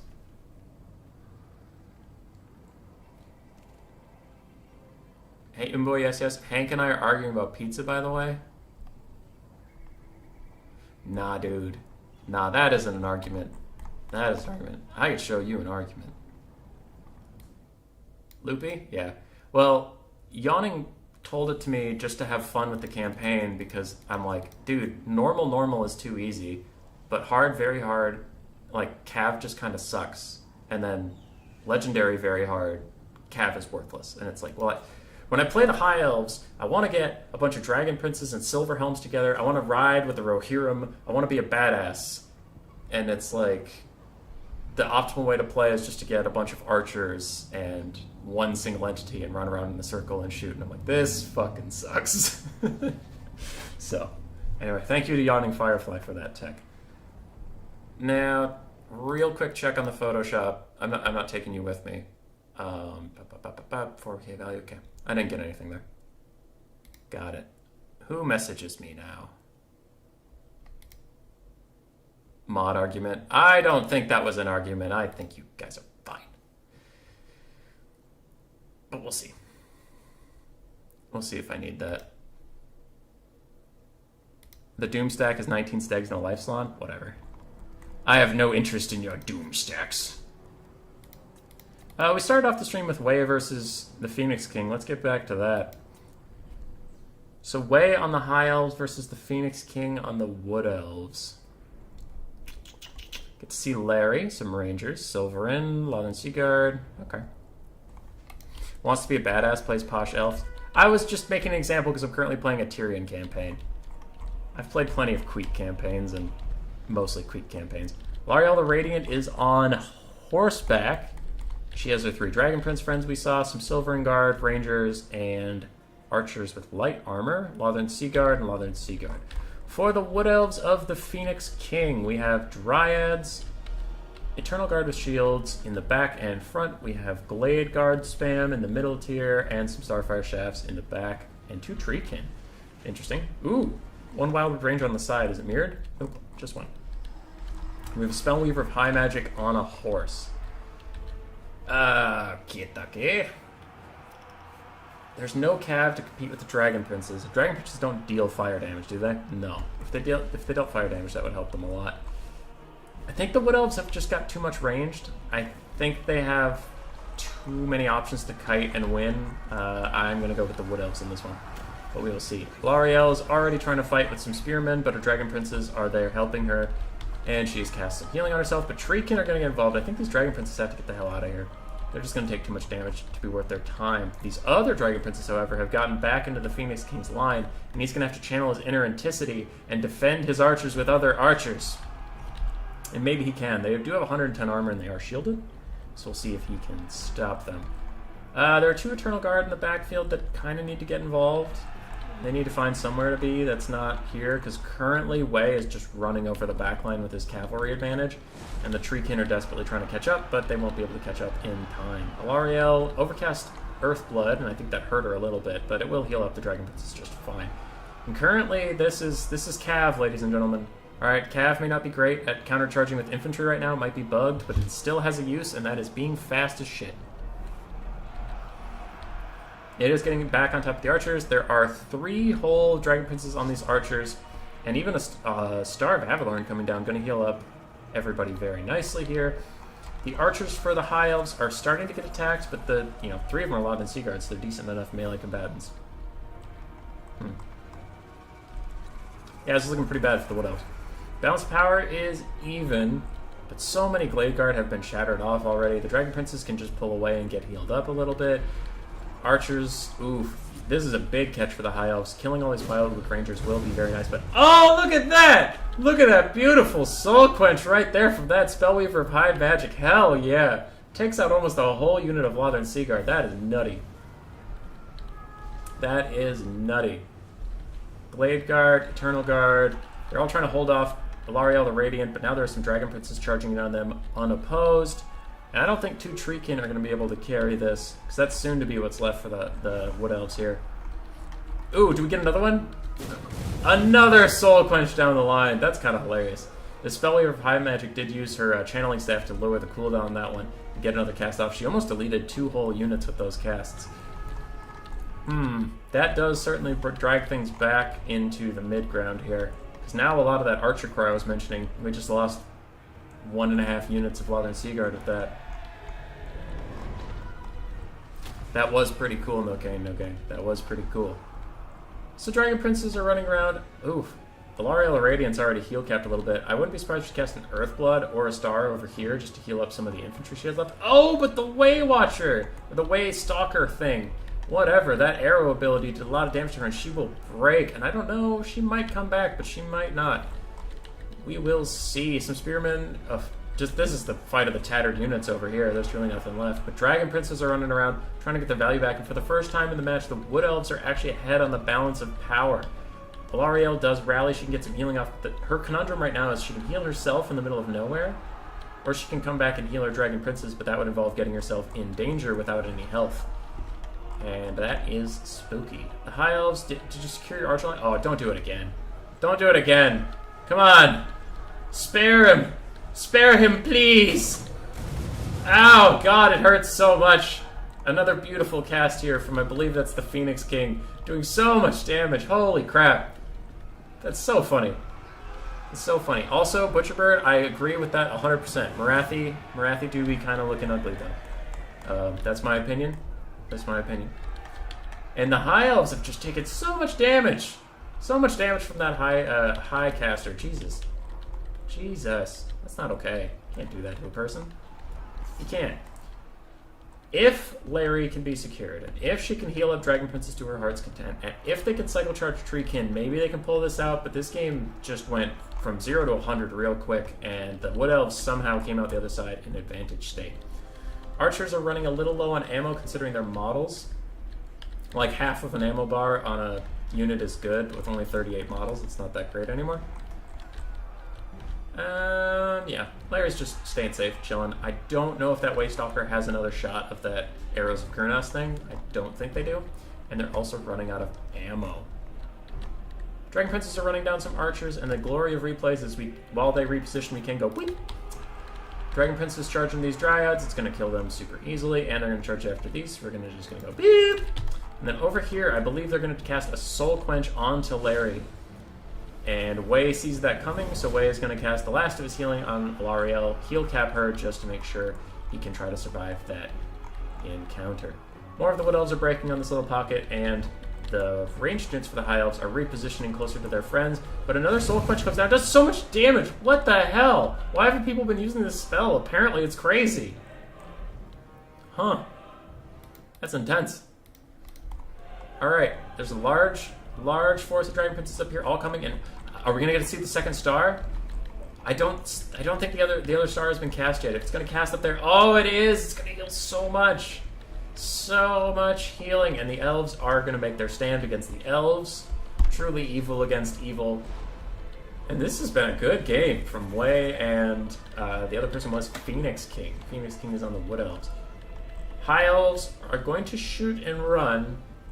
And nothing's engaging. Oh, that Spearman unit. Nope, they're standing still. All right, nothing's engaging right now. Technically, this is a rule break, but it's a replay, so it's fine. Yeah. Technically, you can't pull away with everything at the same time. All right, Dragon Princes are lining up. They're going to get involved very soon. And he pulls away as that area was a little too close for comfort, and he does still have missile units he can use. This Dragon Prince unit did try to get a little charge, but they're going to run away, and they would have been quickly surrounded there, so that is a good pull out there. Mana Fox, it's for Peggy concerns. Alright, I'll figure out what's going on in the chat in a second. There's a lot happening. Why do I have so many messages? What's happening? Show me minus... Okay, cool.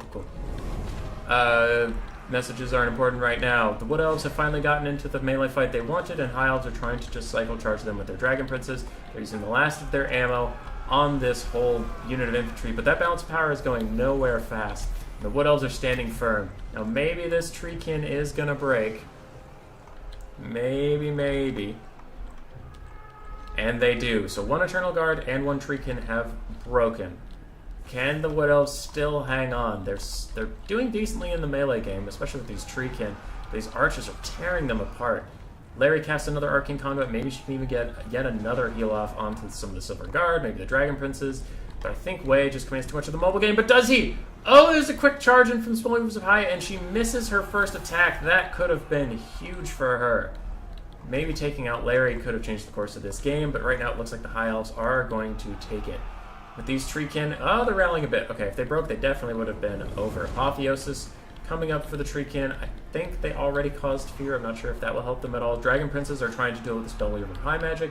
If they get any attacks on her, they will actually do a lot of damage since she's not very armored. She only has 15 armor. This is close. I still think the High Elves have got it at this point, but the balance power doesn't think so. And we all know the balance power is full of shit. This is a slow bump and grind with a few cycle charges. I don't think the Spellweaver of High really has any mana left with all those soul quenches she used. We'll hit the double time. We won't triple time it yet, but this is a slow grind to death. Cycle charge is coming in with the Treekin breaking. Now it's going to be the two heroes, and these aren't even combat heroes, so they're going to get whittled down pretty quickly. Dragon Prince is killing the Lord, and it looks like Wei will be victorious over the Phoenix King. But the Phoenix King was so nuts with those soul quenches. They got so many kills. 128 kills. The Wei Stalker got 2,500 value. 900. Both of these Eternal Guard get a lot of value. Trides did okay. They struggled a little bit. Wild Rangers really struggled. Glade Guards. Some of you did well, some of you did not. Depends on which of you were Cav charged first, and the Treekin really didn't get much done. Rangers struggled. Silverin held their line as best they could. Archers did fine. And then Dragon Princes. Yeah, Dragon Princes getting value. Let's go, Dragon Princes. And that was Wei and King 3. So I'll delete that. Joke, all you need is pre-patch.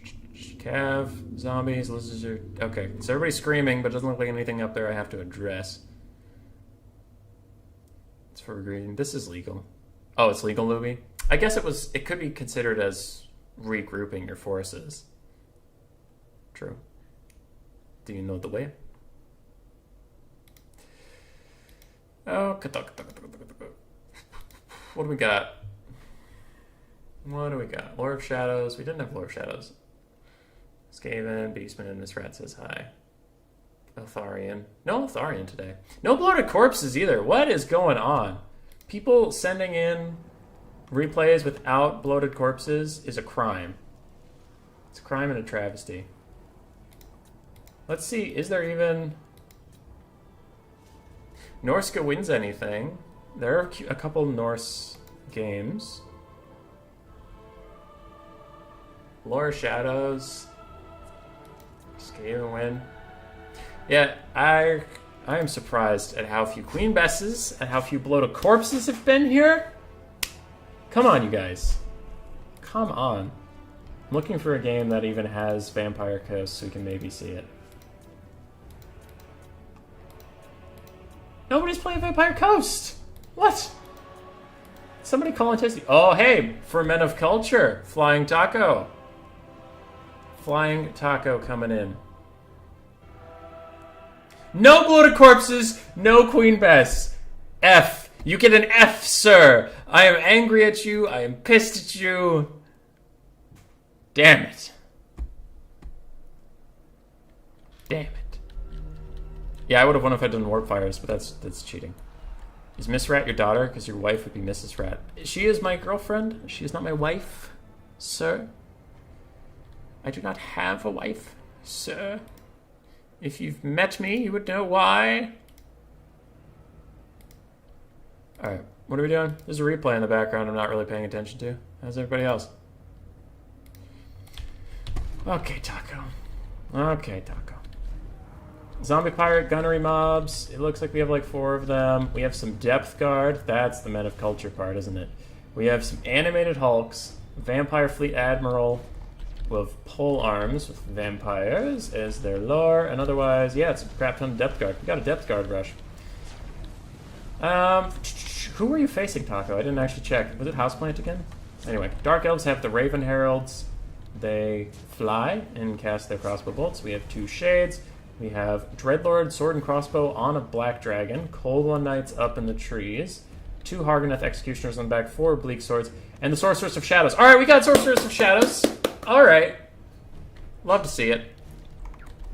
I never get to see that lore. Like, you get to see some spells on Noctilus, but it's not full, so it doesn't count. In the back, we have 3 Scurvy Dogs Taco has left behind. He doesn't need them. He doesn't need them. Alright.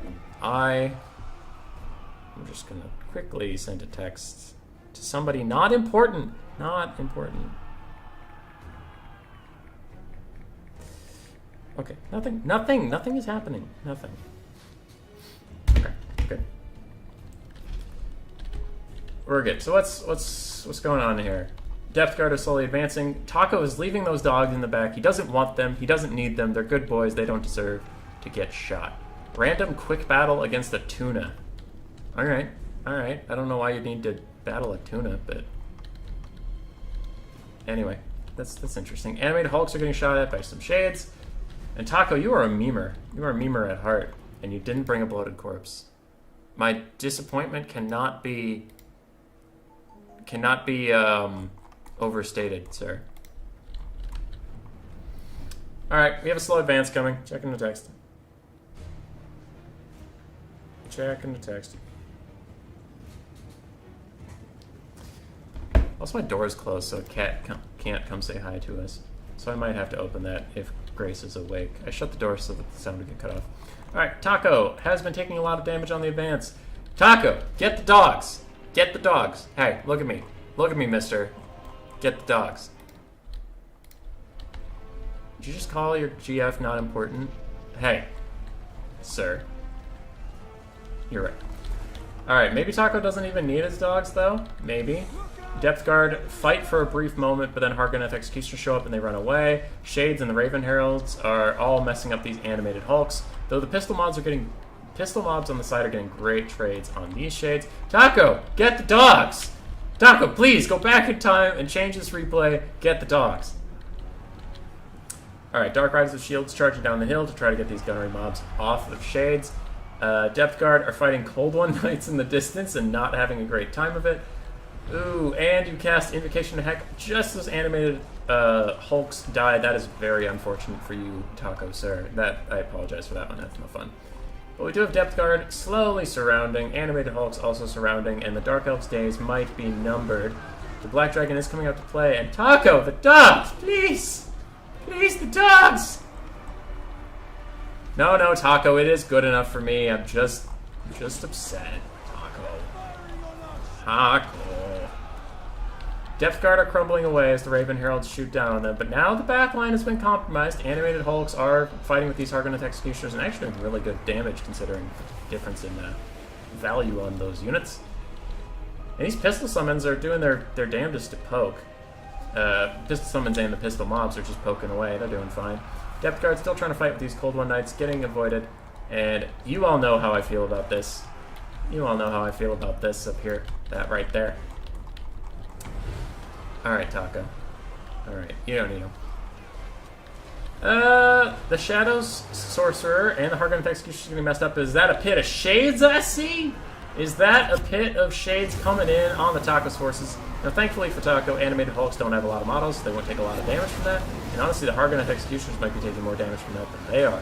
Sorceress Shadow is in real trouble, and the entire Dark Elf backline is falling apart. This Dreadlord with Sword and Crossbow is trying to fight all these gunnery mobs, and that would normally be a good play if they weren't undead and unbreakable, and both these units cost 600 gold together. So they aren't really worth murdering. Depth Guard do manage to kill the Cold One Knights, and Taco is coming back in this game.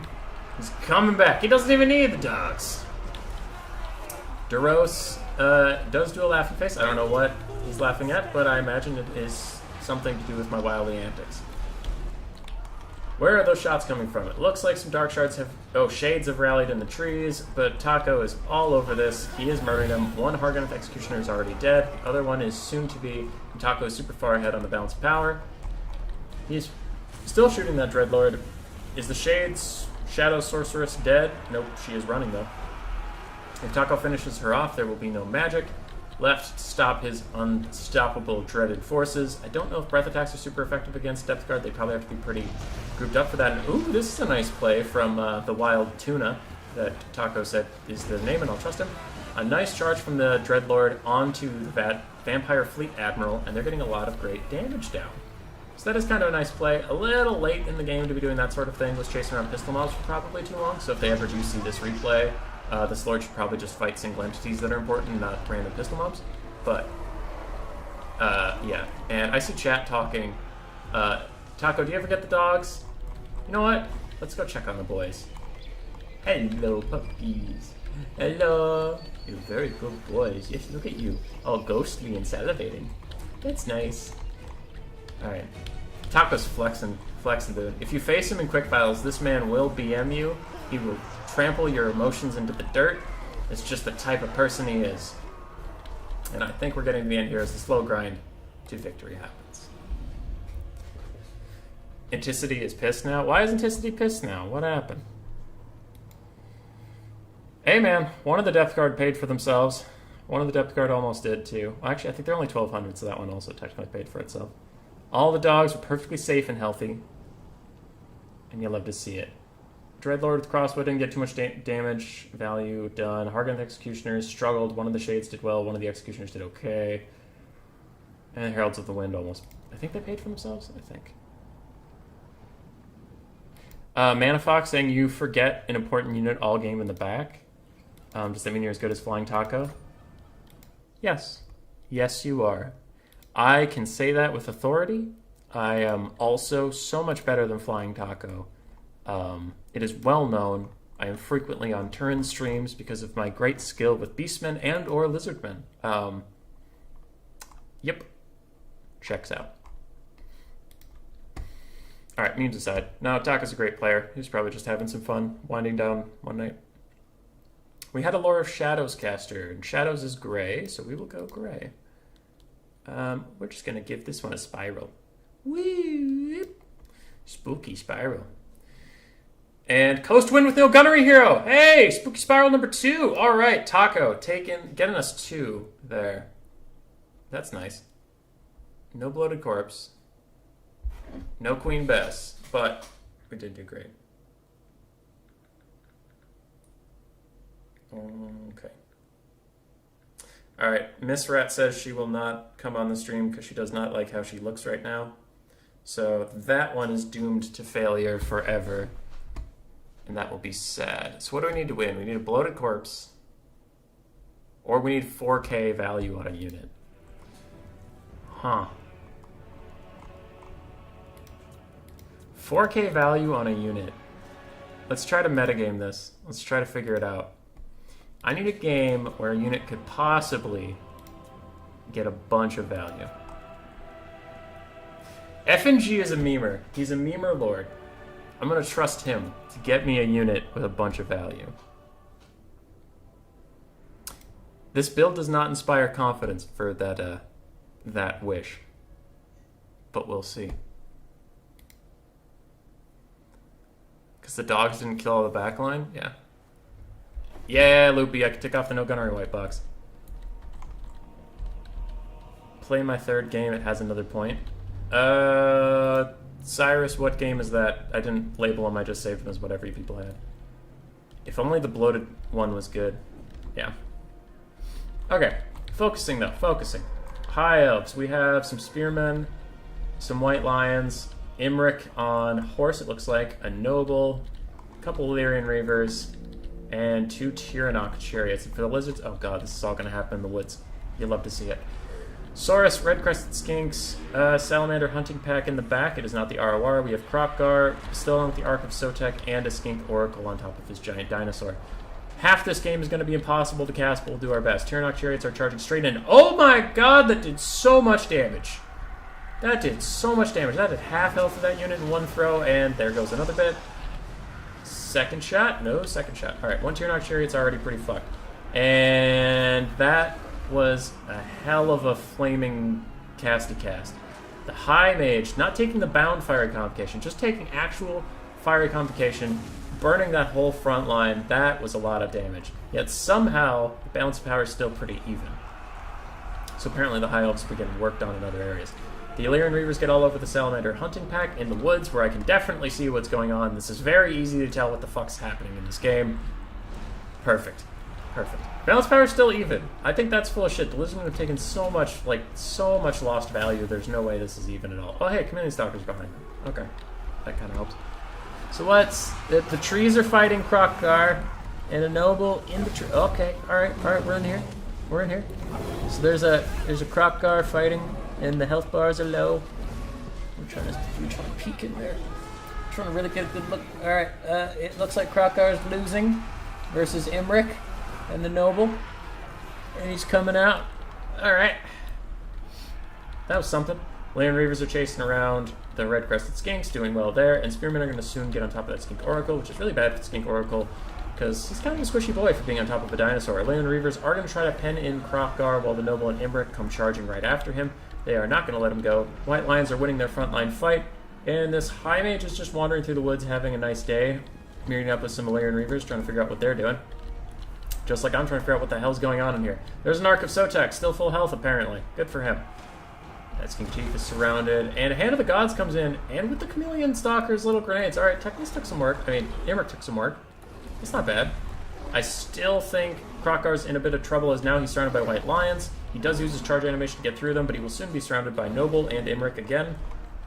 And Imric fights dragons for a living. I'm sure he can fight a T-Rex. T-Rex is just a dragon without wings. In the forest, it looks like the High Elves have more unit health bars, and I'm just going to tell you that they're winning. Because I don't really want to zoom in there again. That was annoying. Skink Oracle's running. Everything's running for its life. And the Ark of Sotek is fighting. I'm gonna go dead there. I'm gonna find this button. I'm gonna go wee boop. Okay. What are we dealing with? On slightly fast forward, Illyrian Reavers are still chasing down around random dudes. The Stellan Ark of Sotek does get surrounded, and the Noble plus Imric do chase down and kill Krokgar. So Krokgar got 1,400 value. Very nice for him, actually. Skink got 1,100. Struggled a little bit to shoot all game, though did get a nice start on those Tyrannok Chariots. Imric got 1,400, Noble got 1k, Mage of High got 1,300. White Lions did okay, some of them struggled. Tyrannok Chariots did okay, struggled a little bit, and Illyrian Reavers did excellently. Okay, what was that one? That was F and G somewhere. F and G, there you go. Delete. Cyrus wanted one. Play my third game, it has another point. Look at mine then. Everybody's yelling at me. Cyrus versus Praetor 2. Okay. I'll watch that one.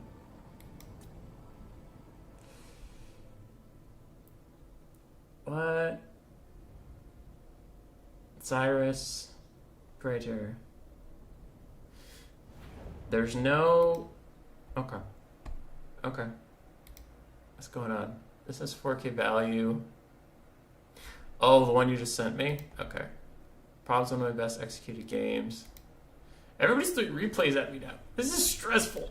And I have so many to get through. Are we back in the game, by the way? Yeah, I could get another screen blocker up for you. T-Rex doesn't have breath weapon? Yeah.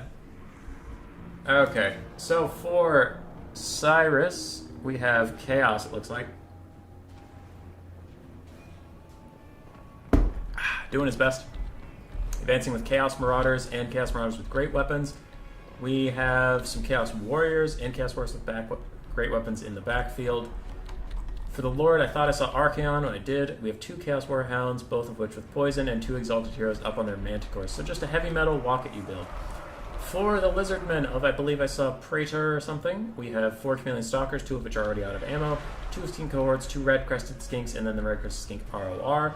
We have 2 Feral Cold One groups, Krokgar on his Horned one? Nope, just his Cold One. And then we have the Pale Death, the Feral Troglodyte ROR, and a Skink Oracle that's already half out of ammo. That ammo definitely should be used on either the Exalted Heroes or Archaon. You might have to turn Fire at Will off to make sure it doesn't shoot, because shooting at random units that aren't like single entities or chariots isn't usually worth your ammo, because it's so limited. Nice Burning Head comes in from Archaon, though his Chaos Marauders do overextend into it slightly, but he takes out a good number of Chameleon Stalkers, and those Chaos units were already really in a bad shape. Double Exalted Hero diving on top of the Skink Oracle is pretty good from Chaos. They're going to do a lot of damage to an extremely expensive unit. Praetor will have to push out of there. Other than that, Praetor's front line is actually performing very, very well against Chaos, considering Chaos brought, you know, Chaos Warriors and all that stuff. So far not too bad. And Krokgar gets a nice cast on the back of Archaon. Ooh, that is going to do a lot of damage there. And Skink Oracle, it looks like it takes a shot from its own Feral Troglodon. Nothing you can do about that. That is just unfortunate. And he will be pushed off. Now the Feral Troglodon, the Pale Death, is still shooting at Archaon, doing great damage, and Krokgar's after him as well, but the Skink Oracle is running. Balance Power is dead even, and I would agree with that. I think Chaos has lost a lot of Arch's health, lost a lot of Chaff units, but now the Chaos Warriors have stopped losing without the Dinosaur support. And when they just get to stand and fight, they're doing okay. Pale Death is currently surrounded, but only the Exalted Hero can really do any damage to it. Krokgar is not giving up on this chase on Archaon. He is very determined to kill that man. The Exalted Hero over here is going to make sure the Skink Oracle does not come back, but a Burning Head coming right down the line is going to roast a whole bunch of red-crested skinks. That was a very, very nice cast there. And the Chaos Warriors with great weapons didn't really seem to mind it too much. Maybe it wasn't even overcast. Maybe it just was roasting all those low armor units on its own. Krokgar still chasing Archaon around, running all over the place. And what's left? So Chaos Warriors over here are getting beat down by the cohort of Sotek. They are very, very good at that. Pale Death still fighting. And Archaon somehow escaped Krokgar. I wonder if he has another Hand of the Gods. He's maybe used both of them already. Maybe it's only Lord left? That makes sense? Maybe. Everyone knows that T-Rex had Godzilla-like atomic weapon breath. Oh, of course, Merfolk. Of course that's what they had. So that's what wrecked Archaon. Yeah, apparently Hand of the Gods. I think Krokgar should turn around and take this fight against the Exalted Hero and just whoop his ass. Krokgar is an exceptional melee duelist lord. And is that another Burning Head? Archaon's Burning Heads have just been on point this game. That one only roasts a few units, but there's not honestly that many units left to roast, and it does lower the Chameleon Stalker's leadership enough that maybe those Chaos Warriors can rout them off. Archaon's very low, but does help fight the Feral Cold Ones off over here.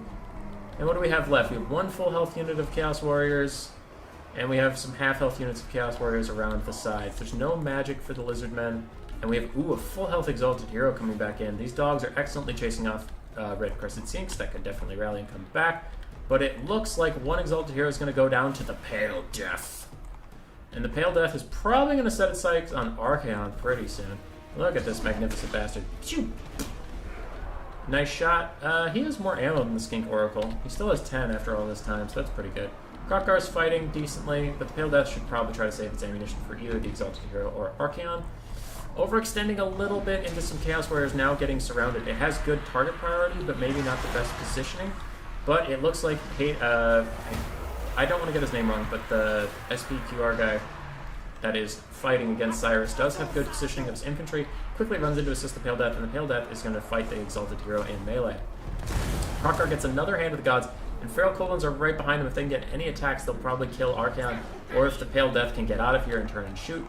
Archaon is running for his life from the Feral Cold Ones. And wow, with 45 health, he is already positive on leadership. He could rally. That's kind of insane. Pale Death is fighting. Exalted Hero is a little low. Balance Power is dead even. Cyrus, this is a great game. All this talk of food has made you hungry, BRB. You go get your food, Duros. You go get it.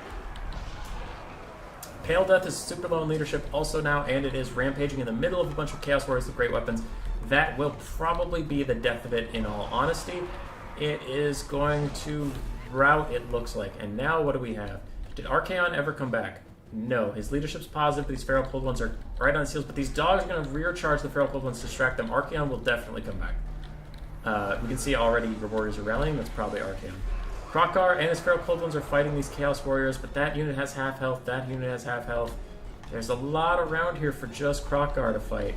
And Archaon's back in action. He maybe has a fireball or two, though. I wouldn't overcast him or Cyrus risks blowing himself up. Lizardmen, what do you got left? Crockguard. You have Crockguard. That's it.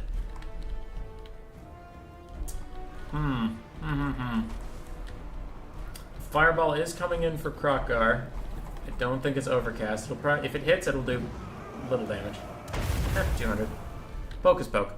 More like 180. Pale Death has shattered. Oh, something else shattered, but the Pale Death is being routed off. These dogs routed off on their own after shattering the Feral Cold ones. That's classic dogs. And it looks like Crockguard's just trying to get close enough to Archaon to make him rout, and that he will for a second there. He is blinking up and down. What is this? -517. -517. Alright, he's routing. Crockguard is going to follow him off the map, most likely. And without their Lord, Chaos might lose a bunch of their leadership. I forgot this was a replay for a second, so I can do this. Beep, beep, beep, beep, beep, beep, beep. Alright. He catches up to Archaon because Archaon rallied when he stopped in the trees, and now it looks like Crockguard's in the middle of Chaos Warriors. Is there anything left? Chameleon Stalkers, but they're too far away to be of any help. Crockguard is fighting against an Exalted Hero. He does get a nice hit off on him. And he's running away. He will rally in the end, though. Chaos Warriors are still fighting against Crockguard, trying to surround him, and two of them are the Great Weapon variant, so he's not going to enjoy that at all. I don't see how Crockguard can pull this back. He doesn't cause terror because he's not on Grimlock. And he's having a hard time getting attack animations off. He's just walking. There we go. He got one attack animation off. Their leadership's all super low. If he is cold-blooded or something, he could maybe rally himself enough. Alright. He's got some leadership. What can he do? Alright, Crockguard did, in fact, die. Hank Cyrus saying this was your favorite one played in the Shortbeard League? Yeah, that's another thing. So anybody out there who is newer, I mentioned earlier the campaign stuff, but also if you want to get involved with tournaments, jumping straight into like an ECL or something might be a little bit too much. But there are good leagues. Logic_EU hosts the Shortbeard League, where only people who are newer to the game can join. My son HW is a little inconsistent about his schedule, but he hosts Fresh Recruit League, so you can join noob-specific tournaments. Anyway, Cyrus got 1,600 value on both an Exalted Hero and Archaon, 800 on the other. Exalted Heroes did some really good work this game. I've been seeing them in a lot more Chaos matchups, honestly. Chaos Warriors did the work they needed to do, and Dogs did fine. Crockguard got 2,400 value, Skink Oracle got only 800. Pale Death got 2,300. Otherwise, some Skinks did some damage, Chameleon Stalkers did some damage, and they did okay. And the Skink Cohorts did excellently. I don't know what... I don't think that finished any of my criteria. I don't think. Oh, we had one Loopy wanted us to watch. Now's a good time for beginners to play tournaments? Yeah, I would agree. Alright, we'll watch Loopies. Orion versus Ethereals. Because I'm just checking. Just a Lord left, Kolek, Bloated Corpse. Norse win anything, 4K or more value. Yeah. I don't think that game got me anything on my bingo board. So we either need a Bloated Corpse or we need 4K value on a unit. Or a bunch of other stuff, but those are the closest bingos we have. Alright, so for Odium Loopy... Loopy, what is this game?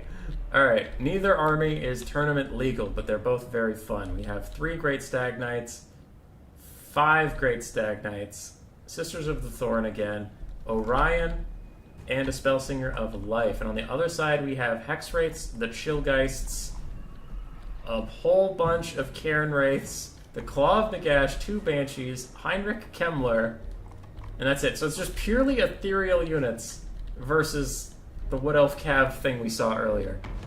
Loopy, what are you sending me? What are these things?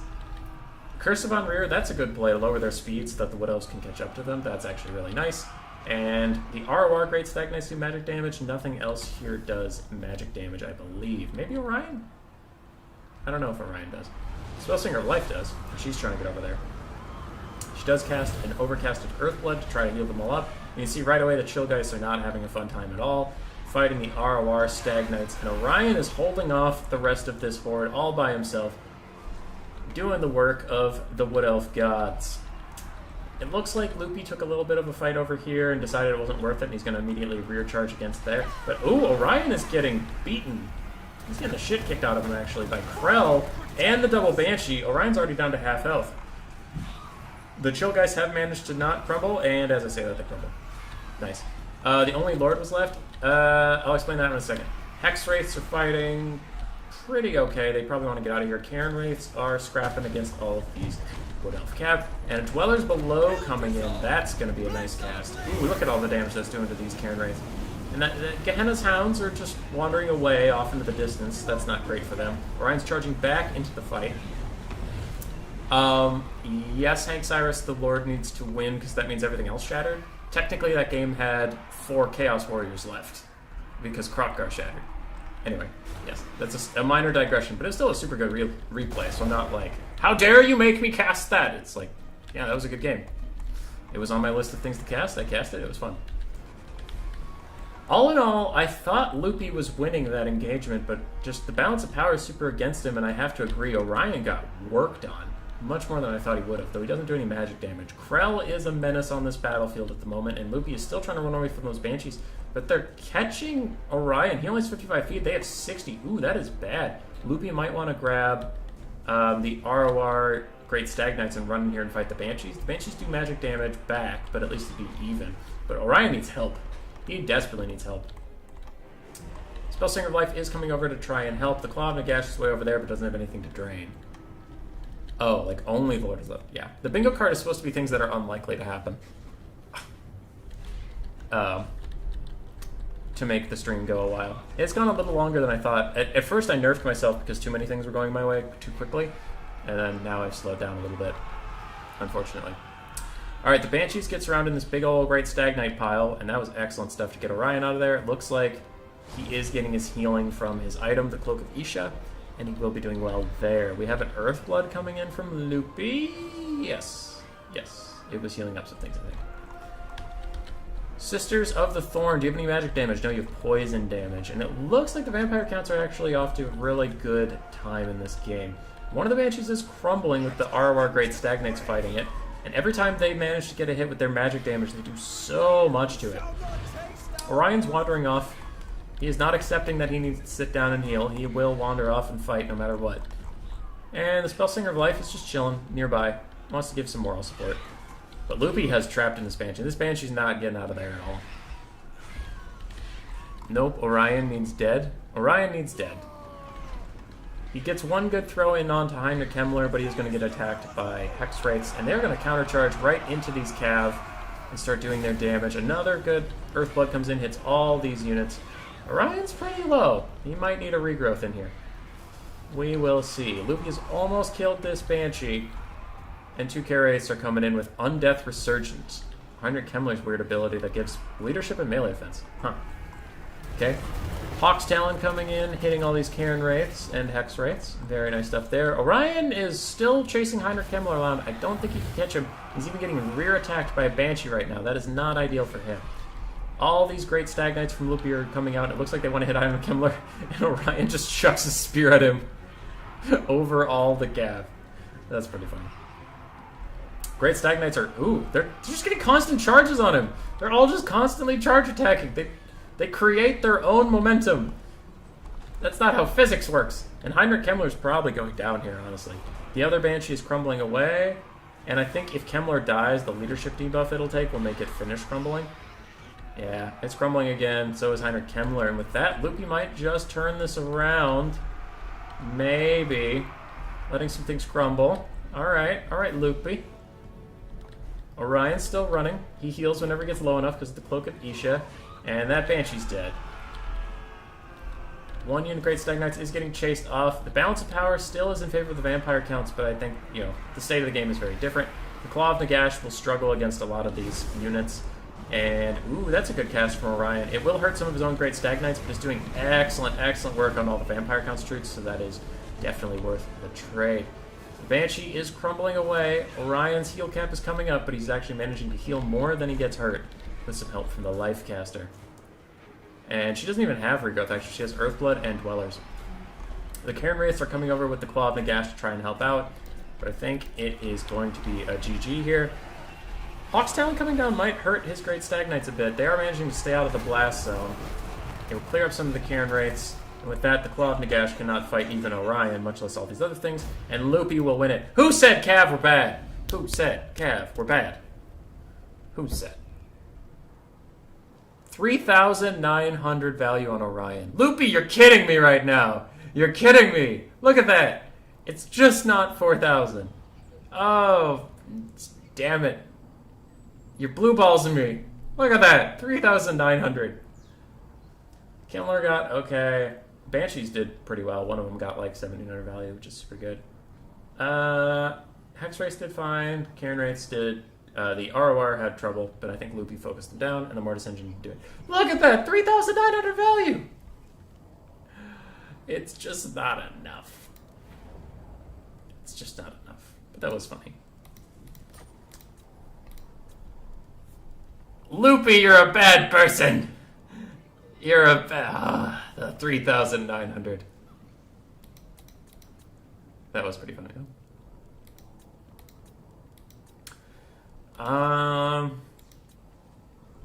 Does that have anything?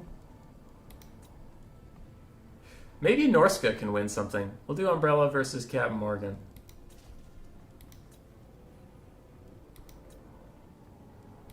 Yeah, we'll do Umbrella versus Captain Morgan. We have Norska, and we have Dark Elves. Norska and Dark Elves. I need 4K value on a unit. Okay, I need to show you guys the Photoshop again, just in case you weren't here. Alright. So we need a bloated corpse. We need 4K value on a unit.